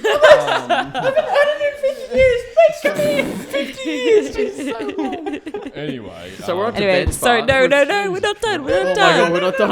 We're not done. You Yeah, literally yeah. missed this big pivotal moment. The second death in the movie. Spoilers. Dr. Martin Luther King gets shot. An assassination. Elvis and Priscilla watch the memorial together. Yep. Now you can go, Okay. Ben. Oh my So- god. so- There's so much to say about And that. Andrew Okay. goes. Are we talking about As someone we who are. Yeah. as someone who has studied 21st century history and really loves history, this is so weird. That's right. This is so weird.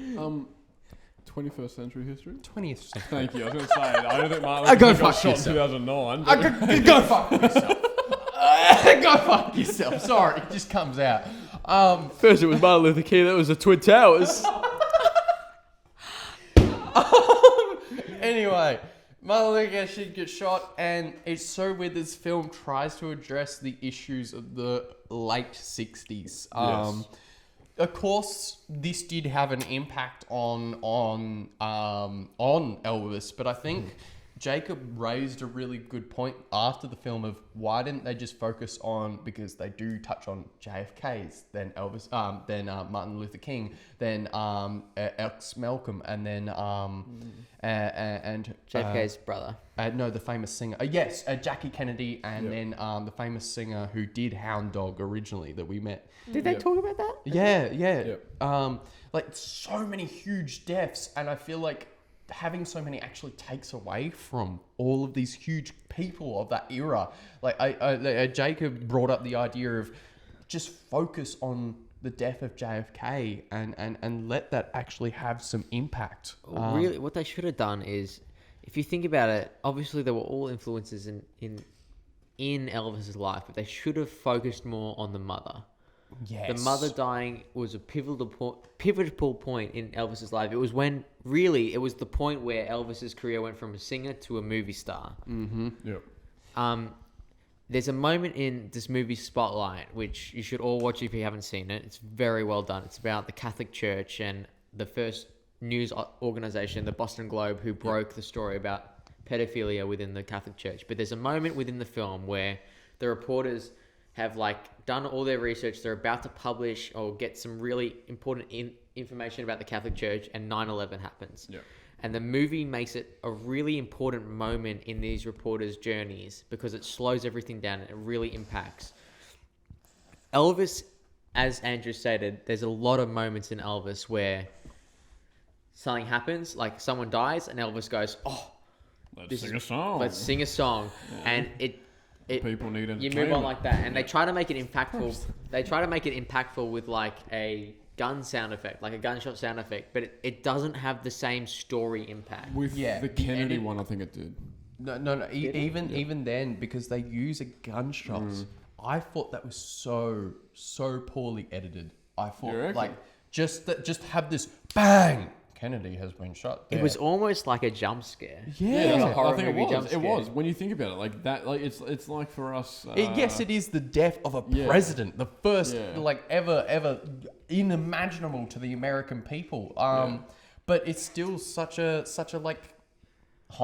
like to the audience, we already know that John F. Kennedy has suffered this face. It's such an infamous moment. If you watch Spotlight, it's done very differently in the fact that it's not a jump scare.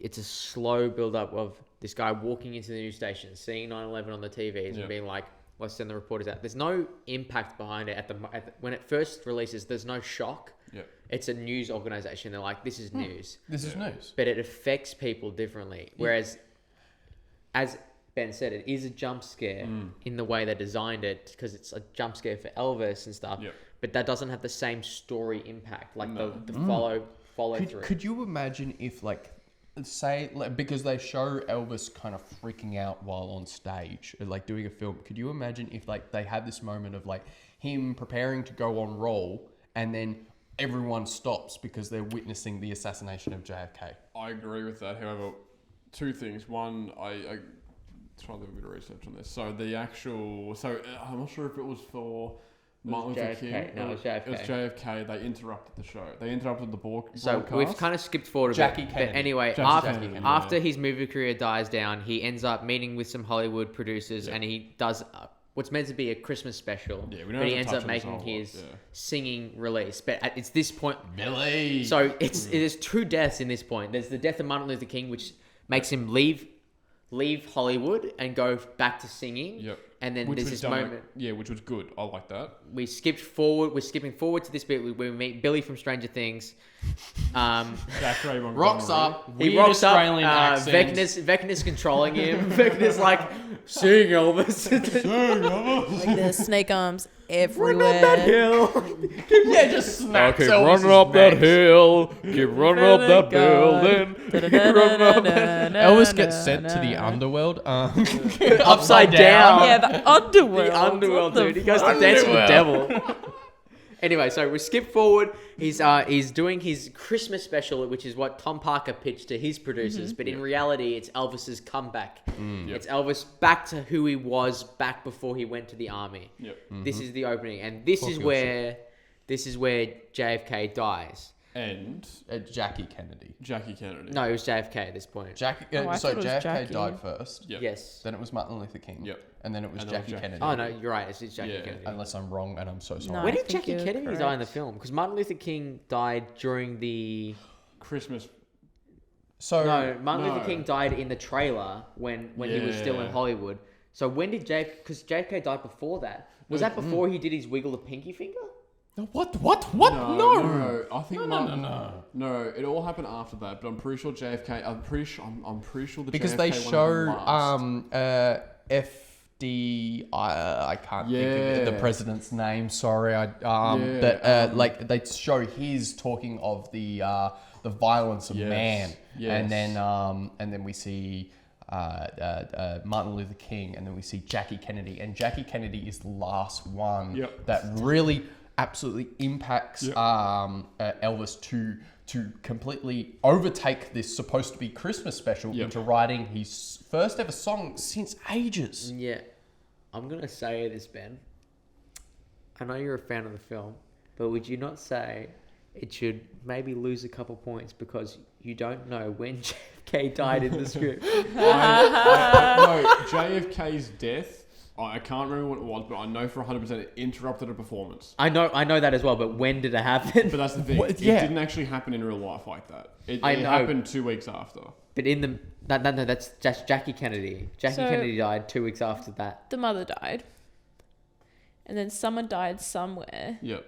And then Martin Luther King isn't just died. somebody. It's just Some random guy died. No, I thought it was the mother dies, someone dies, and then Martin Luther King Maybe dies, it's Jackie and then Kennedy that and then the dies. Jackie Kennedy was the last Jackie one Kennedy that was died the at last the one. Christmas JFK. special. Oh yeah. So what we're trying to say is, it's the point I made before. There's too many important deaths mashed into I will agree with that. 15 minutes. But And- the thing is, that has to happen because that was the main thing. We're talking about the most popular guy in the world right now, and that's the thing that's going to impact him.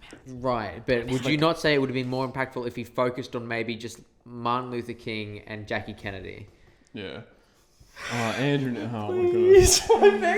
All right, we'll be back. Tom Parker thinks it's going to be a show that he planned. However, it's not. in the corner just going Through the script. He turned it into fourth gear, bro. It was risky performing this song, but it paid well. He was pushed back into fame. Now this song, you can I actually fucking look it love up. this song. Yeah, you can Is actually this look the it up. Jailhouse Rock? No. This is his protest song. Yeah, the protest No, song. no. The Oh. gospel one. The gospel one? Yeah, No, that I was the thought it protest Jailhouse Rock. song. The one on the stage. The where one it's on the at stage the was square? Jailhouse Rock. No, that's Yeah. that's the first. Yeah, it's Yeah, just- where he that- does Jailhouse Rock. Yeah, that's and then later on, it's after what's it called? What's the other Kennedy? It's not John JF Kennedy. It is Jackie Kennedy. After Jackie Kennedy's death, he decides to We must speak. We must. point. he wants to two. say something, so he goes right back to his roots, in which he focuses on the gospel. Yep. And he sings his gospel song with like almost like a church choir setting, and you don't really realize. Do you reckon? Because we talk about America, and America's like this Christian country, right? In Yeah. the way they advertise themselves. Yep. Do you reckon Elvis had an effect on that? Because Elvis was very much promoting that gospel, especially in his later career. I think when you look at every majority of white person in that country at that time, like what we saw, majority of them were towards Christianity. Majority of them were. They had the same thoughts, the same dislike of certain people. I think We could be overstepping our knowledge. Yeah. Obviously, we're not American; we're Australian, so we don't know. But just the effect it seemed that gospel song seemed to have on Yeah. the country through the movie was crazy. And it's almost like this is... It is overplayed to give you a point of like this is barely ever talked about like in history and everything like that. Like this isn't a big whoa moment in America, but like the movie makes it at the Time magazine and everyone's talking about it. Yeah, he's back. It's his comeback performance. Absolutely. They have 3 stages of Elvis in this film. Even they show it in the posters. If you can see the posters at the back, they've got Oh shit! Yeah. they've got Elvis at the start, Elvis the movie star, when he returns. and Elvis the return of Elvis. They've got That's 3 when is that stages of the- Elvis. They got the- starting yes. Elvis, the movie star Elvis, and the return of Elvis. And this is the moment where it symbolizes Elvis is back. Yeah. And it's almost instantaneous. He comes back, and then Tom Parker fucking traps him Yeah. in Las Vegas. Well, that's because Tom has his heart attack first. Yeah, that's Tom has a Tom has a And hospital that's when scare, Elvis so- tries to break it but up. he has the hospital scare right as Elvis is talking about taking his tour international. Yeah, Yep. so And this, cutting so off. They have after performance. Elvis is talking about different parts of the world to fly to. So that worries him, right? That worries Tom Parker. Elvis then decides to cut ties with Parker, but hasn't told him yet. And then that's the quote: "Make sure he doesn't clip your wings." Well, who said that? Priscilla. It's Priscilla. Aussie. Priscilla. It is Priscilla. Priscilla Yeah, says I it. Yeah. thought It's so. Priscilla. But Yeah. think about it. From this point forward, it's almost this point after the television program where he goes against Parker. Because basically, the television program was meant to be Elvis doing a Christmas Carol thing that Tom Parker set up, and Elvis decides to go against the Colonel's wishes and do his own thing. Yep. And from this moment forward, Elvis is almost desperately trying to leave Colonel. Yep. And Or he's realised that he's not a good he's bloke. realized that the Colonel isn't doing right by him and is not going in the same direction that Elvis wants to go. Yep. But I say this is where Tom Hanks's performance becomes better. Yep. It does show you that the Colonel has his fucking claws Yep. just in Elvis, and whatever Elvis does, the Colonel has a plan. So at this point, Elvis is ready to fucking cut ties, and man has a heart attack. Yep. And not only does he have a heart attack, when Elvis still tries to cut ties with him after his heart attack, because he does, he goes into the hospital room and he goes, "I think we should cut ties." The Colonel's like, "But I've just talked to the International Hotel, and they've offered you some..." They offer him to literally let him do whatever the fuck he wants, and that puts sparkles in Elvis's eyes because that's what he's been dreaming about. Yeah, Yeah. because it's not... There's this whole subplot to the film in which Colonel Parker has talked... Basically, Colonel Parker isn't who he says he is. He's... doesn't have a passport. He's not American. He's undergoing... He's avoiding debts. He's actually doing what his father did, which is tax evasion or debt evasion, by pretending to be this colonel. And those debts have caught up to him at this point when he has this heart attack.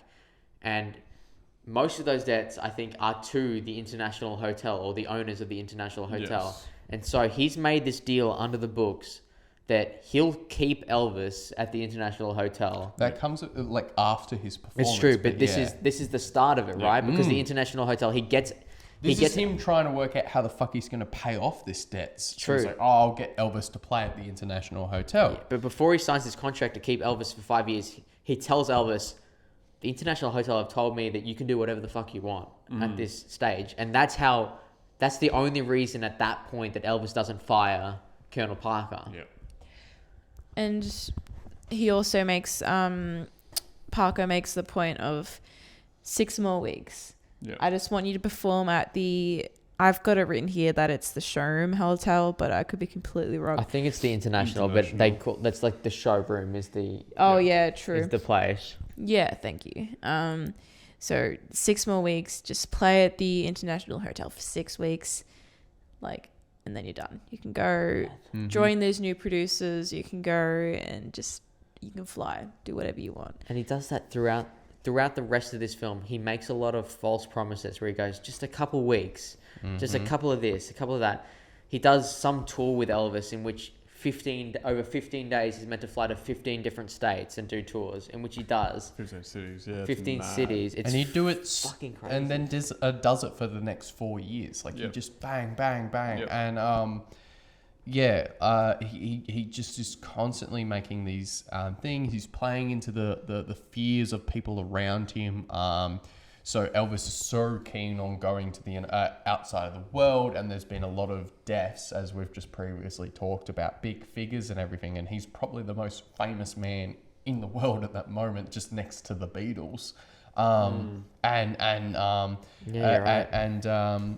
Tom is completely, the Colonel was completely failing in trying to play up this, and is going, oh, we've got to get protection. We've got to put you're the most protected man. You're more protected than the president. And he even gets, and they don't talk about this in the movie, Elvis gets the right to carry a firearm on airplanes. Just insane. That's the crazy thing, because it happened to the Rolling Stones. There was a Rolling Stones concert where they showed archival footage because five fans passed away. There was crowding. So I had 5 fans pass away, and that was when they were watching when Elvis was in hospital at some point. It was after his 15 cities tour. Yep. He went to the hospital because at that point he was in the hospital for exhaustion. And this is 15 days. 5, 6, I think about 7 years before he died. Yep. Yeah. He's in the hospital for exhaustion. And this is where you clearly can see the path that he's now trapped in. Yep. And this is when we're introduced to the doctor. Yep. Holy shit. So the Colonel hires a private doctor, and this doctor is just pumping him with adrenaline and all types of other morphine and drugs to just keep Elvis basically functioning. And we go back to that scene from the very start of the film, and now you understand what's happening. Because Elvis collapses, obviously from his exhaustion, and Colonel Tom Parker goes, no matter what happens, this man gets on that stage tonight. And you see the doctor get out his drugs and inject them, and you realize for the last 7 years of this man's life, he's running purely on drugs. Elvis is fist feeding himself just drugs. You cannot even imagine what they're doing to him. There was the scene in the hotel with Priscilla where I think it was, he was on the road. That wasn't Priscilla, by the way. No, this comes up. I know exactly what you're thinking of. So there's a scene with another girl where he wakes up. Yeah, this is before that scene. But the scene after that is when he was in the International with Priscilla, saying about all the girls. He goes to the bathroom. Very very Euphoria. I know what you're on about. I don't know why I'm comparing this film to Euphoria, but there are moments with the drugs where it feels like Euphoria. But also with the argument in the bathroom with Sydney Sweetie and I can't think of his name, but we've skipped over. There's a large chunk, but there was just pretty much a blur, like a little bit of a blur, not bad. The film is almost a blur in this moment. Yeah, honestly it was, and they had so they had Priscilla, and she there was a scene where he just takes has all these different things, and she starts throwing them at him. She starts picking them up and throwing them at him. Obviously the downfall of not only Elvis but of the relationship between those two as well. One thing I know we did skip over it. I just want to quickly bring it up as well. A big quote from Tom when he was in the audience with the comment about booking Elvis. He said, "I'd book him for the next 1,000 years if I could." Tom Parker to make a deal. Yeah, as long we completely well. skipped over this. We skipped over a big part, which is when what are you saying, Hannah? Ben was saying stuff. No. But we were continuing on from Ben. Is what we skipped over a big moment in which we see Colonel Tom Parker.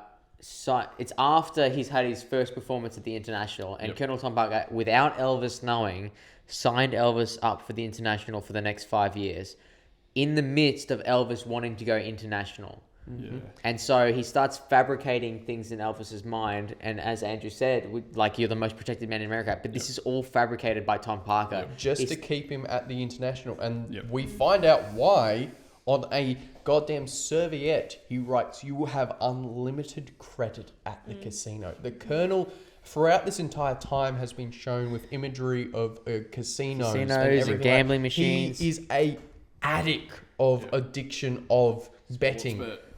Sports bet all the way, man. Like the Bulldogs, eh? 5-league multi, he's a good man.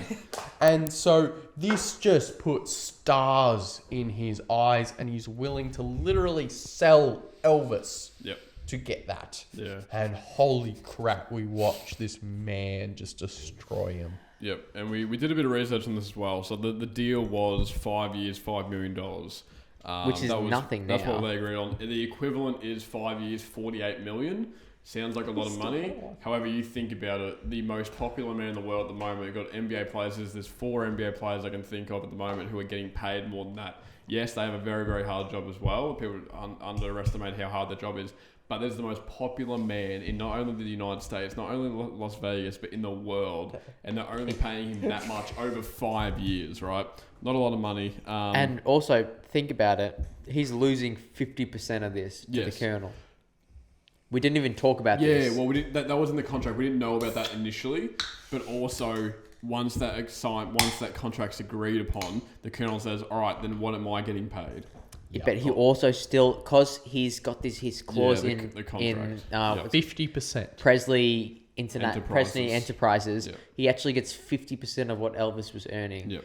And so he's signed Elvis up For to $2.5 not million. leave the country for 5 years For for $2.5 million. for $2.5 million essentially. So for nowadays, it'd be 5 years, $24 million to do 15 cities, and purely at the international when he's in Las Vegas for 5 years. And, like, think about it. Robert Downey Jr. gets paid almost 4 times that for one movie. For one movie, yeah. It's Shit. crazy to think about.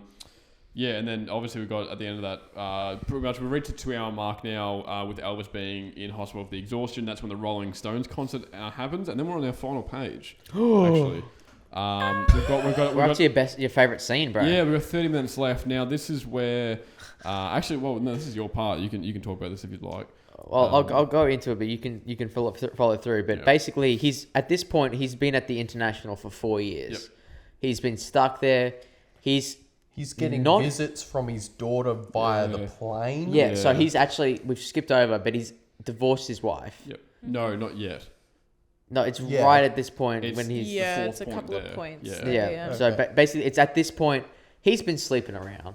There's a moment when he's playing at the international, he's really getting into himself, and you realize that the person you knew as Elvis at the start of the film, where he had a show personality and a personal personality, Yep.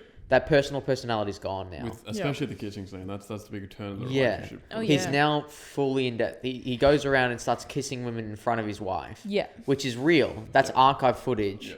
Yeah, and I feel like you might bring this point up, but it's also we see that's that point where he's kissing other girls in front of his wife. That's the beginning of the end of their relationship. Absolutely. Because Tom Parker narrates once again. He comes back with his narration. He narrates that narrates. I don't know how to say it. Apparently, it's excuse me, sorry. It pans on Priscilla, and he's just like, "Where is it? It's at the end here." I don't know if we've already talked about it, but He says something like, I saw it in her eyes that she could see that he'd- his love for the stage can't stage. compare for the love Yeah. that he has for her. She this is cannot where- compete with Ooh, that. good on you, Anyway, Tom you keep Hanks. it going. Sorry. Wow. Yeah, and this is where Again, Throughout still this- done with that accent. Love for the stage. It's Did not compare for the love of her. Like, it was so hamped up. But this is another aspect. They did it from Colonel Tom Parker's view, and this entire film is trying to justify. He's saying that he didn't have anything to do with Elvis's death. It was our fault for loving him and loving his performance, which I We, didn't the audience, really killed think that Elvis. was. That's a Presley interaction there. That's the Presley saying, you know what, make Tom Parker more of a dick, and ensure that the audience Feels like a dick as well. Yeah, feels like this is a Tom Parker moment. I where- reckon Priscilla blames. Do you reckon Priscilla had something to do with this? Like, she does blame all the women fucking trying to get with her husband for the reason they got divorced and the reason he died. Yeah, and I think that was a scene where, like, I felt so bad for Priscilla when he was going in the crowd, because you feel like today's society, you don't do that. Right? I'm not saying back then you did it, but today's society, if you did that, you're like, it's cheating in a sense. The man's a hoe. Yeah, no, but you see. He's this literally man, the first man hoe in history. Oh my god. Yeah, but you literally see this man going around smooching he jumped off the stage into the international crowd. Every girl's and getting he's some kissing. tongue. Yeah, every girl's getting a tongue and some more. And then Priscilla's watching this, and the sister pops back up again, and the sister's like, "Where's my kiss, brother?" Like after we saw him earlier in the film. But yeah, so there's that. Having the girls over, even thought about Priscilla. Priscilla. Taking the pills. He hears something, grabs a gun. Love this. Yes. This is the scene where this. he's in his condo. Yep, up the top of the international. They do a lot of the same zooms, a lot of CGI zooms from the exterior of the international to the second top floor, which is where he's playing on stayed a lot of the It's time. interesting to see that Graceland has become this icon for Elvis, but in reality, he really lived at was the there. international Yeah.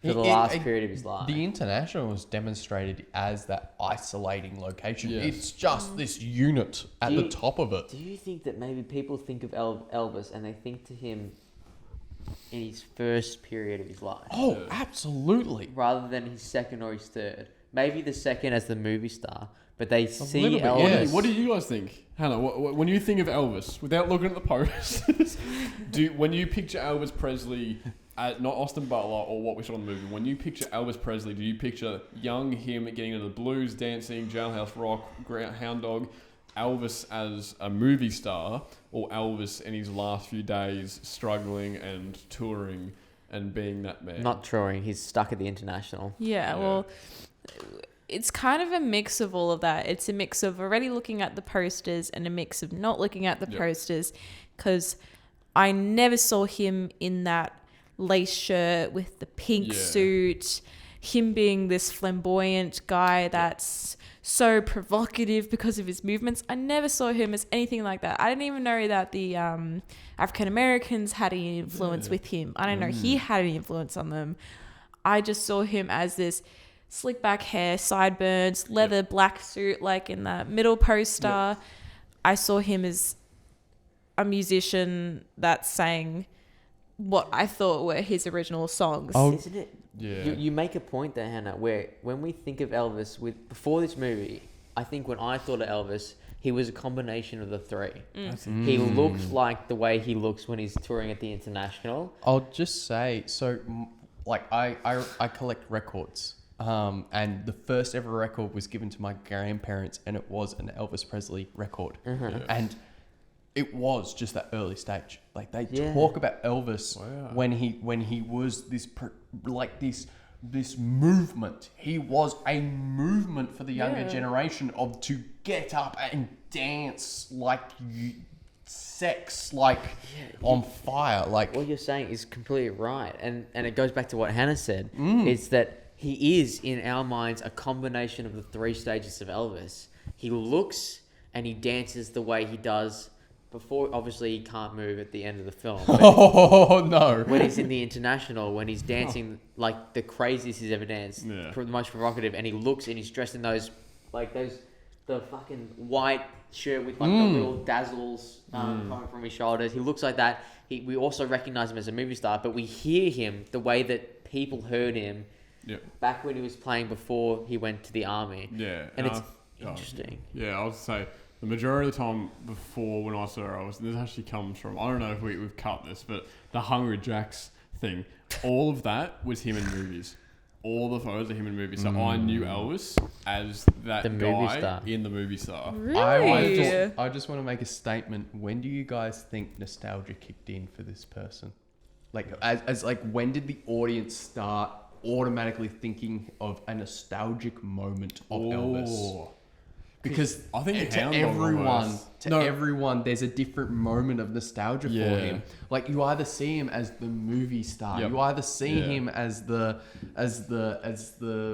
movement, or you see him as that guy right there in the sleeves and the suede pants and all that shit. And like, nostalgia is such a huge part of Elvis. I think for me it came with the movies because there was, and actually we watched the scene the other day with when he's getting like harassed by the guy at the bar, and he jumps up on stage, and what does he sing? The If you're in all trouble, then yeah. then you come to the right place or something like that. Exactly. Yeah. That's that Jacob's scene favorite there. song. So obviously that song, I don't know if it was purely from Trouble. that film. The film. Film. But I do think, when I think of Elvis, prior to watching this film, I think of not the movie star, but the guy that was in the massive music guy that was in movies. I didn't think of him after, I didn't think of him before. I didn't even really I will anything say, before. if we're thinking about this film from that perspective, Baz does a really good job of showing the Each three of these stages moments, of Elvis. yeah. And the grade and the grain itself changes throughout the film. There is different grain on different scenes. Braz, bro, whoever your editor is, man, oh my god, because man, I love shit like that. How you can tell different eras. Yeah. And obviously, in that interview with Jimmy Fallon. Jimmy Kimmel. I'm joking. Nah, the better one, Fallon.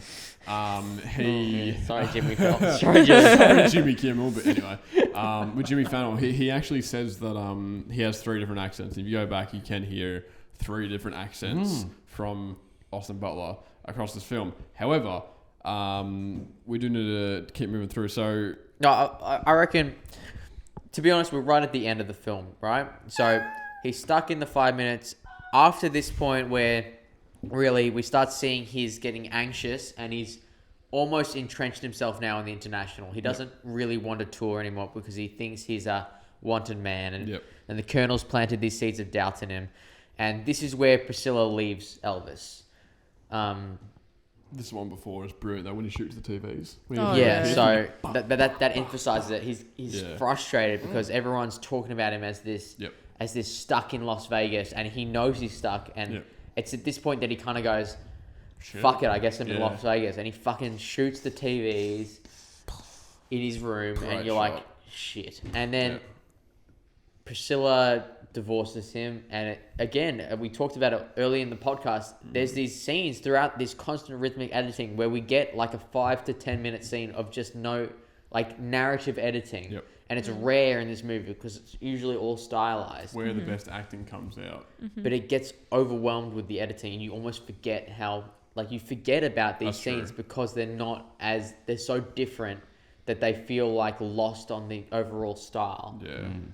I will just say I've had a bit of a Ben realization. In this film, he never goes back to Gracefield after his mother dies. Graceland, You're right, and he died in Graceland, so I wonder if that was a narrative story. That was something that Baz specifically chose to do, because obviously in real life he did go back to Graceland. He died in Graceland. Oh, did he? Died on the toilet. Which we'll talk about how they could have done that. Anyway. We're not talking so about Priscilla leaves that. Elvis, great scene. The quote, "Do you remember the last time we sat down and had dinner together?" Boom, powerful, right? Great quote. Bit of tension here in the room. Elvis's producer did some digging and figured out that Parker can't leave the country because Tom Parker, the person, does not exist. This man's doing shots and apple cider. So Tom Parker, this is basically the moment where the film just escalates. It goes up from here. Love it. Fantastic. It's the last, I'd say, 15 so minutes. Best moment, I would say, other than obviously Pink and Wiggles, one of my favorite moments, but and Ben both agree. How do you guys feel about the actual death of Elvis? How they show it in the film? That's forward. We're back a bit. Sorry. We're on to the "You're Fired" scene. Me and Ben's favorite scene. This is good. So good. Yeah. So I think it's at the 5th year mark, actually. Which scene? He's on the 5th year of his 5-year contract that he doesn't know about. Yeah, and just before this is when the producer goes to Elvis and says Tom Parker isn't who he says he is. He says, "You're in hot water," or something. He says something about him not being good, and that's where he said, "What do you mean?" And that's when he passes out. That's the scene that we see at the beginning. It was pause for shot. Fantastic. Yeah, we go back to that passing out scene 3 times. Yeah, so that's when he says, "What do you mean?" to the producer, and passes out, hits his head on the floor. They dunk him in water. Fantastic shot. Elvis's head in water. The chain is around his chin. Fantastic shot. The only thing that matters is that man gets on the stage tonight from the first scene. The So- father is... Ooh. So I would just say what the Aussie says to him that makes Elvis freak the fuck out is he's an alien. Yeah. Yeah. Yeah. He doesn't even have Fantastic. a passport. Yeah, doesn't so he even says have a can't leave the passport. country because Tom Parker doesn't exist. Can't remember his exact name. It's doesn't Arthur matter. something. He's a piece of shit, so it doesn't really matter. Basically, Tom Parker. it's what we said earlier. That there's just a subplot that Tom Parker isn't who he says he is. Yeah. And this is where Elvis finds out. Yep. So the father is forced to make a choice. This is the only real choice of the father throughout the entire film, until a little bit after this as well. Is when he either go on the stage tonight or he's into a hospital. Tom Parker pretty much looks at him and guilts him into doing it. But I would say it's this point that you realise that the father isn't an ally. No. It must, and again, we're talking about the Presleys having massive input in the script. I don't think Priscilla liked the father very much because he is seen as a Tom Parker affiliate. Yeah. Really. Yeah. And then there's a song on stage, and it's the best scene in the entire film. Elvis on stage. He does his performance, does really well, but we kind of cut halfway through, finishes off, and Well, he does his introduction. So Tom Parker he's very close with the casino managers, right? Yeah.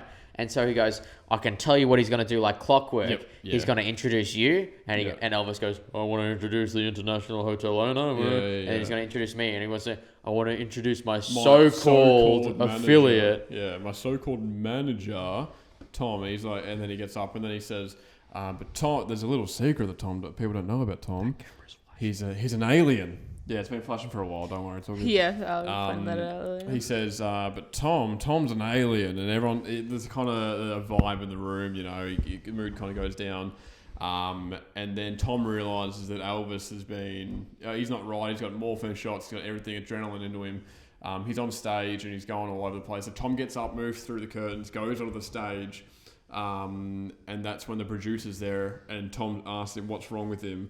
He's like, I have no idea. Looks over, Elvis is grabbing another microphone saying, he's saying, he's like, you're fired. And then that's when Tom's running towards him to take him off. He said, go get security at the producer. He's running over to Elvis to get the microphone off him. The curtains are dropping. And that's when he yells, you're fired, and just goes absolutely ham. I tell you, in a theater with Dolby fucking sound surround, I got so scared. Sound surround. Surround sound. I got so petrified of Austin Butler in this shot. He goes, You're fired! actually puts No, his but you mouth gotta- on the microphone. He goes, You're fired! Wait. He's So got sorry to. to hear that. He's got to put the sanitizer on first. You're fired. Do you remember that? Yeah. You get what I mean? Yeah, you know. no, because you're fired. And then, Yeah, and then he's like, yeah, fired. Yeah. No, thank you to definitely the audio, the editor, and the editor. Sorry, Yeah, Ben, but anyway. Great scene. Highly recommend. It's on YouTube. Probably actually go watch the film because you watch it with. It's like $8.7 million, which is more than what Elvis has done. The father then comes to the conclusion, we're broke. That's pretty cool. 1 year later, Elvis is back for a 5th year, playing his same old domestic circuit. And that's when we have that's not actually then. Elvis is given one more chance to leave and heal with Priscilla. He denies it. That's when he's at the airport. It's after his last performance, which they intercut with archive footage. Brilliant performance. did you talk about? I know, obviously, we're trying to run through it because we're over time. But did you talk about how when he fired Tom Parker, Tom Parker kept him there? Yep. One, through his father not wanting to lose this deal, but also Tom Parker wrote up a list. Yeah. I said that about $8.7 million he owes him. So inevitably they're in ridiculous. debt. The father said that they're bankrupt now. And so then basically they have the last performance. Then Elvis goes to the airport. That's when he's last seeing Anne-Marie and Priscilla. Amber Heard owes. Yeah, it is Holy too. shit. There's a bit of irony there. Oh. Holy shit. Amber Heard, pay your dues. Jesus. Anyway, so then we have Priscilla at the airport. Great shot. Basically, we kind of know that's going to be the last time they see each other. Elvis is in good health. He's living off drugs pretty much. He's not in good health, he means. No, and then he goes on to his private jet. That's the last time we see him, and that's when they start the monologue of Tom Parker officially kind of passing away. And that's when that's The pretty best much scene that's of the the only movie. thing we get of Elvis. We get like a news report and a newspaper that says Yeah, Elvis. they Guy's really skip 47. over his death. But I think that's where the Presley inputs come into it, because I would have loved, I said this to you guys, I would have loved a version of like A Star Is Born with a struggle of him in his bathroom in Graceland zooming out the bathroom door like you said, Andy, once. Just something where it's this aggressive sort of brutal take on Elvis's death. Yeah, because in the film, it's just like archive photos, a news broadcast, and everything of Elvis has died and everything like that, and it's so cliche and everything like that, and it's obvious that they've asked, no, you cannot show this moment. So what they do instead is they show this cliched moment, and they go straight into the most powerful moment of that entire film. Best, I would actually say, looking back now in a review, the best moment is the last final montage in which they mix. I will just say, I was watching the older generation in the audience. Yeah, because we watched at Palace Cinemas at like a 5 p.m. So literally the entire audience except for us was like in their 60s, 70s. Like drinking wine while watching the movie. And in this moment, all of them just paused. Yeah. All of them started tearing up. All of them were that was the Elvis that they saw die. And I'm actually curious, after the death, I'm pretty sure after the death, did they do the intercut song with the archive footage? I will say they do it weirdly because he dies and then the film almost ends and then it comes back and it's with his him, last performance. Yeah, okay, that was when I nearly cried. Like that knowing that and intercutting, because they transform Austin Butler, do a little bit of it's hard to say, but he looks like shit. Yeah, he looks so he bad. For is 42, a very decaying man. For He's 42, bloated, he and looks terrible. They use the intercut Austin Butler looking like shit with real archive footage. Like they look the fucking same. The casting of Austin Butler was fucking incredible. Yeah. But we rewatched the entire archive footage that they played, and this man can't walk. Couldn't breathe. He couldn't hold the microphone. They had to have someone holding the microphone. But when he sings the same man that you knew his entire. This is his last ever performance. This is like 5 or 6 days before he died. This isn't like fucking any Meatloaf shit. This is him singing his guts out. Why are we killing Meatloaf here? Meatloaf couldn't do an interview. So, this is as we knew him to the last day of Elvis, the king of rock. And he sings Unchained Melody, and it's the last song he's ever performed live. And dear God, it is emotional. Something about that song. You just search the album and just listen to it. And listen to the concert version, because you just get... it's not chills, you just get a feeling. You just get like this like buzz over your body. Because you got to remember, this man, his liver, his organs are failing on him, and he is still singing to a extent. It's so hard to emphasize it to an audience in which we always kind of underestimate what's happening with everyone. But this man can't fucking walk. Yeah. He can't hold a microphone, but he sings. But he's walking around.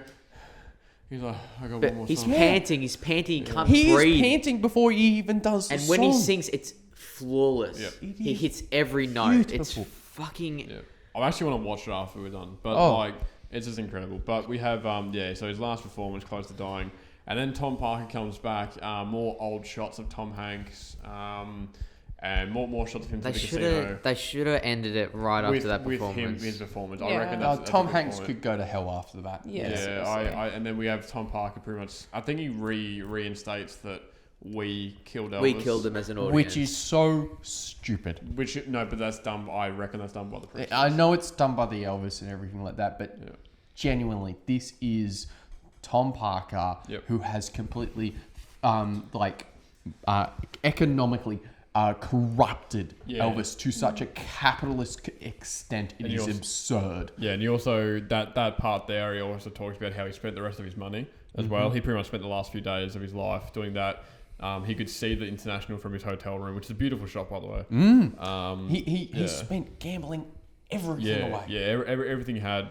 Everything he stole off the Elvises is gone. Yeah, so it's just a sad reality of what Hollywood honestly still is today for some people. Yep. And not just It's worse. Hollywood, the music worse, industry, yeah. and so Foo Fighters did a documentary, and they realized they get 5. If you buy a song of iTunes today of any of any 5%. fame, it is 5 cents Yeah. that they make off that. Yeah. Yeah, it's actually it's a sad, almost like a foreshadow of what today's industry is, Yep. and Ahead of his time. it's a really strong ending to the film. Yep. But we've got to finish it. We're way over time for this one. Let's give our review, shall we, ladies and We'll gentlemen? give our reviews. I want Hannah. to say thank you for watching because this one's been all over the place. I Alright. hope And you've I had. think that demonstrates the movie. The Yeah. movie. is absurd. It's so hard to talk about this from a narrative perspective because there doesn't have a narrative arc. No. Damn. It's a Oh book. yeah, no, I want that's to a hear good these point. ratings. I wanna hear Okay, these we'll ratings. start with Hannah. Hannah. All right. Well, I gave a 7.5 for context for men. Oh, okay. Why? I'm leaving this movie. I never really had a You got this. 6, A s- 5.5 to a 6. For Elvis? Half. I'd have to do half because I don't know if I've never had an opinion ever since I've left it. I may have had a few things, but I've just like I can't pinpoint if I like it or not. It's like, oh my god, I don't know what I just saw. Anyway, to move on, let's go. No, I So 6.5 did you say, Hannah? 5.5 to a 6. 5.5. Holy shit. To a 6. Halfway. I think that's gonna be the lowest of.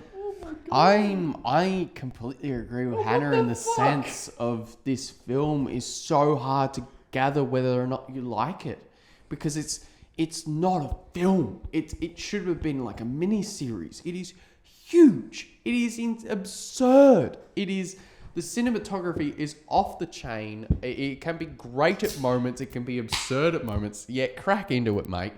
The story doesn't have an arc. But I still love moments, and it completely impacts me at moments. So I'm gonna give it a 5.5. What the fuck is wrong with you guys, man? I'm sorry. Like I know last time I said damn after every Actually, time. you know what? I'll give it a 6. Damn, I will give it a bullied 6 him to into be a fair. 6. I literally harassed this man into giving it a 6. Okay, no, let Andy finish. Let Andy finish. I will give it a 6, just genuinely because it is a. There is no one that could ever perfectly encapsulate the world of Elvis. He was on a biblical scale, but at the end of the day, man, I don't know what to walk away from this film with, so I'll give it a 6 at that. In terms of me, I walked out of this film probably at a 6.5, but we've talked about this film for over 2 hours now, and you don't talk about shit films for over 2 hours. That's correct. I'm gonna give this film an 8 out of 10. Go to hell. I'm gonna give it an 8 out of 10 because You can shove that 8 where the sun don't shine. I know this obviously I just studying this film and the way the songs have affected me and the way I've thought about it since watching it. You don't want to be part of this podcast Bro, anymore. you gotta wait for mine, bro. It surprised me because I 9.5 over there. really this is one of those films that I've sat on and liked it more the more I've thought about it. And I've gone back and forth throughout this podcast of an 8 to a 6 and I'm the complete opposite. yeah, I know the more you've thought about it, the more you dislike it. But the more I've thought about it, the more I really think so much, like, it's just an impossible task that Baz took up to do his entire life. And really, his life is fucking Romeo and Juliet. It's fucking insane. For so short it was. It is beyond life itself. I know, and I feel like that's an impossible task, and it's never going to be perfect. And there's definitely, it's not a 9, and it's not a 9.5 for me. It's not, but an 8 it's a solid film, and I'd really recommend watching it, and I'd really recommend having your own take on it because even if you don't like Baz Luhrmann, it doesn't feel like Romeo and Juliet in the way it's edited. It does at the start, but it changes. It's a different Baz Luhrmann film. Wow. Moment. Anyway, an 8 is where I'm going to stand with this one. Anyway, Ben, fucking kick us off with the 9.5 you got All fucking right. planned. So now I've been thinking about this actively throughout this podcast. Bullshit. When I walked out of the cinema, it was a 9. I hope 9 he and a changed it half. to a 9. I hope he changes it to a 2. So my view on this film, the only downsides to this film, Was nothing. Doja Cat. Doja yeah. Cat. Doja Cat's a big one, bro. Doja Cat's a big one. Doja Cat in this But film. it kind of made up for it. We didn't talk about the main, kind of the best part of this film. Eminem and CeeLo Green do a song together in the credits. That's not the best part. It's so forgettable. It's Everyone left. Everyone walked You out guys as soon as made me leave during that. I was vibing to Eminem and CeeLo Green. Anyway, now my review, my rating. I'm giving it's my movie of the year. All right, my movie of the year. go to I'm hell. giving this a 9.7 out of 10. Holy The shit. only downside of this film was Doja Cat's placement. Nice. I literally loved this film so much. Like it was. Is that just from an editor's from perspective, you editing, reckon? from the acting? Like I feel like there's a few films that I've really changed bit mine harsh, to a man. 2. The acting is incredible. Yeah. Yeah, I And think throughout acting performances, throughout emotional scenes, throughout everything. Sure, the narrative is different and it's unusual. There's no strict structure to it. There's no like strict, how we've seen biopics before. The only thing I didn't like was the placement of Doja Cat's song, and that brought it down only 0.3 for me. So literally, I enjoyed this. I'm literally gonna go see it again. Like I don't see films twice. I don't pay to see. I'm not paying. I work at the cinema, but I don't usually go to see a film twice, and I want to go see this again because of how good it is, how good experience it is. So I'm literally giving that a 9.7. I think these ratings represent What do you? Hannah. Yes, Hannah has a point. Coming into this, were you ever an Elvis fan? No, No. All right. Wow. no. I don't know what I'm proving, but I didn't Ben's know. I was never an like Elvis you, fan. Hannah. I didn't know anything about the African American community. His connection with that at all. Yeah. I knew him obviously as as an artist, but also as a movie star, because of the stuff literally as a toddler, as a kid going to Hungry Jack's and seeing the poster of Elvis on the wall and among other people and seeing him in like those sort of films. Wouldn't say I'm not going to pretend I was a fan of him. yeah. But I went into it and even I got chills in nearly every song because of how well Austin Butler did. And Baz Luhrmann in his narrative, in his emotional scenes, wrote that so fucking well. It just did so good. Like literally, there was nothing I can complain about except for fucking Doja. I love you, Doja, if you're watching. Hey, It was just a bad show. at Shuka2K on Twitter, you can hit me up. It was just a bad placement. Anyway, Andy's got a final point to finish. Look, we're all of a younger generation who didn't grow up with Doja Cat, with Elvis being such a cultural icon. But you brought up your older My grandfather, yeah. grandfather. Did he walk away with a positive attitude of this film? He did. He loved it by the end, which is interesting because he didn't understand what the fuck was happening for the first 45 minutes.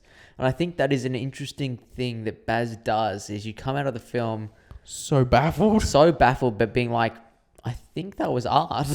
To give perspective as well, I actually really enjoyed Romeo and Juliet. Like, not the acting. I Love didn't. you, Leo. Fuck me, dude. Not the acting, but the editing and the pace of Romeo and Juliet, which was given such a poor review from critics, from everyone. I enjoyed that. I studied the hell out of that in like year 9. So I enjoy these Baz Luhrmann sort of styled editing films and bringing in someone as big as Elvis and a star such as Austin Butler and Tom Hanks. These guys are off the head. I think that'll do it. Any more points? I anyone think wants to bring up? we'll just finish off with being like, if this reviewer seemed chaotic, Because the film's chaotic. It is. And obviously, it's a very divisive film, even within this really tight-knit group of friends. Do you believe they will be talking about this film long after 2022? No. After Probably 2022? No. Yeah. Yep. Really? 1 year probably. I Well- think this film will be gone before you know it, Well, to the be thing honest. is, they're going to connect this so much to the Whitney Houston biopic. Yeah, they Because will. it's Okay. very rare. Like, you got like Rocket Man. Like, we brought up Rocket Man. Okay, you're right. Yeah, you're right. So when we review True. Whitney Houston's biopic, which is coming out Boxing Day this year, Are we doing that? I mean, it's Boxing Day. We may as well. I mean, shit. We're gonna do a Christmas film in special. December. Just put Whitney Houston with a Santa hat on. I don't know. Let's all get like really cheesy sweaters. When you think about it, Whitney Houston died and was idolised in a similar way. Died in a similar way. I don't know too much about Whitney So Houston. she was no, overdosed in a bathtub. I know she died over an overdose. Anyway, we're lost on tangents. Anyway, we'll end with being like, if this has seemed confusing or chaotic, it's because it has been a chaotic and confusing film within the podcast. I think that is a positive and negative for the film. If you guys, at this point, I hope you guys have watched it before watching our fucking rambles. But if you haven't watched it and you've made it to this point in the podcast, What the fuck are you doing? but if you have, For sure. you guys need to watch this film and come up with yourself and leave a comment below as to what your rating Can't is. on Spotify. Not on Spotify, but Comment, fucking DM us. comment on the YouTube what your rating is, and if you have different opinions. It's a very divisive film. Yeah. We've talked to people at film school that we're working with, and they have Loved different, it or hate it, and yeah. and they're all very torn. And I think this film, it's almost a skill to make a film that's so widely considered differently. I genuinely think it's just from how you grew up with Elvis. Yep. That how you interpret this film. And also how your preference of editing. Yeah. Your preference of editing changes the film, because the aspects I don't like, Ben loves. Yep. The aspects I don't like are the crazy editing, and Ben loves those editing. But anyway, we're stuck on this tangent. It's probably gone for 2.5 hours at this point. This is going to be a very edited. If you guys have made it to this point, we fucking love you. Send actually, can we just mention my man Matt? I won't say his full name, but Matt, who sent us a photo of him listening to this in his car. Yes. What a legend. We appreciate we that, mate. cannot describe how much We got so excited. joy that gave us. Yeah. And please show us how you watch us. And we know this is we do this just for shits and gigs. We're Really? drunk idiots talking about Yeah. films we love. And obviously, it's not perfect at the moment. And, Oh, God, and no. we'll come into our stride and we'll know what we're doing. And this one's been so much more chaotic than the first Yeah, one. this one was a But I hope test. you guys have had as much fun as we have making oh shit, yeah. We're plastered. Okay, right yeah, now. look, we're going on a tangent. Yeah, right okay. now. Anyway, All right, thank we love you all. guys. Andy, finish us off with a goodbye. Let's have a drink to finish. So, ladies and gentlemen, Oh, we God. can't thank you enough for this. And to all who are watching, go fuck yourself. Have a good night. We love you all. Send us photos. Instagram, Burning Film House, YouTube. Follow us.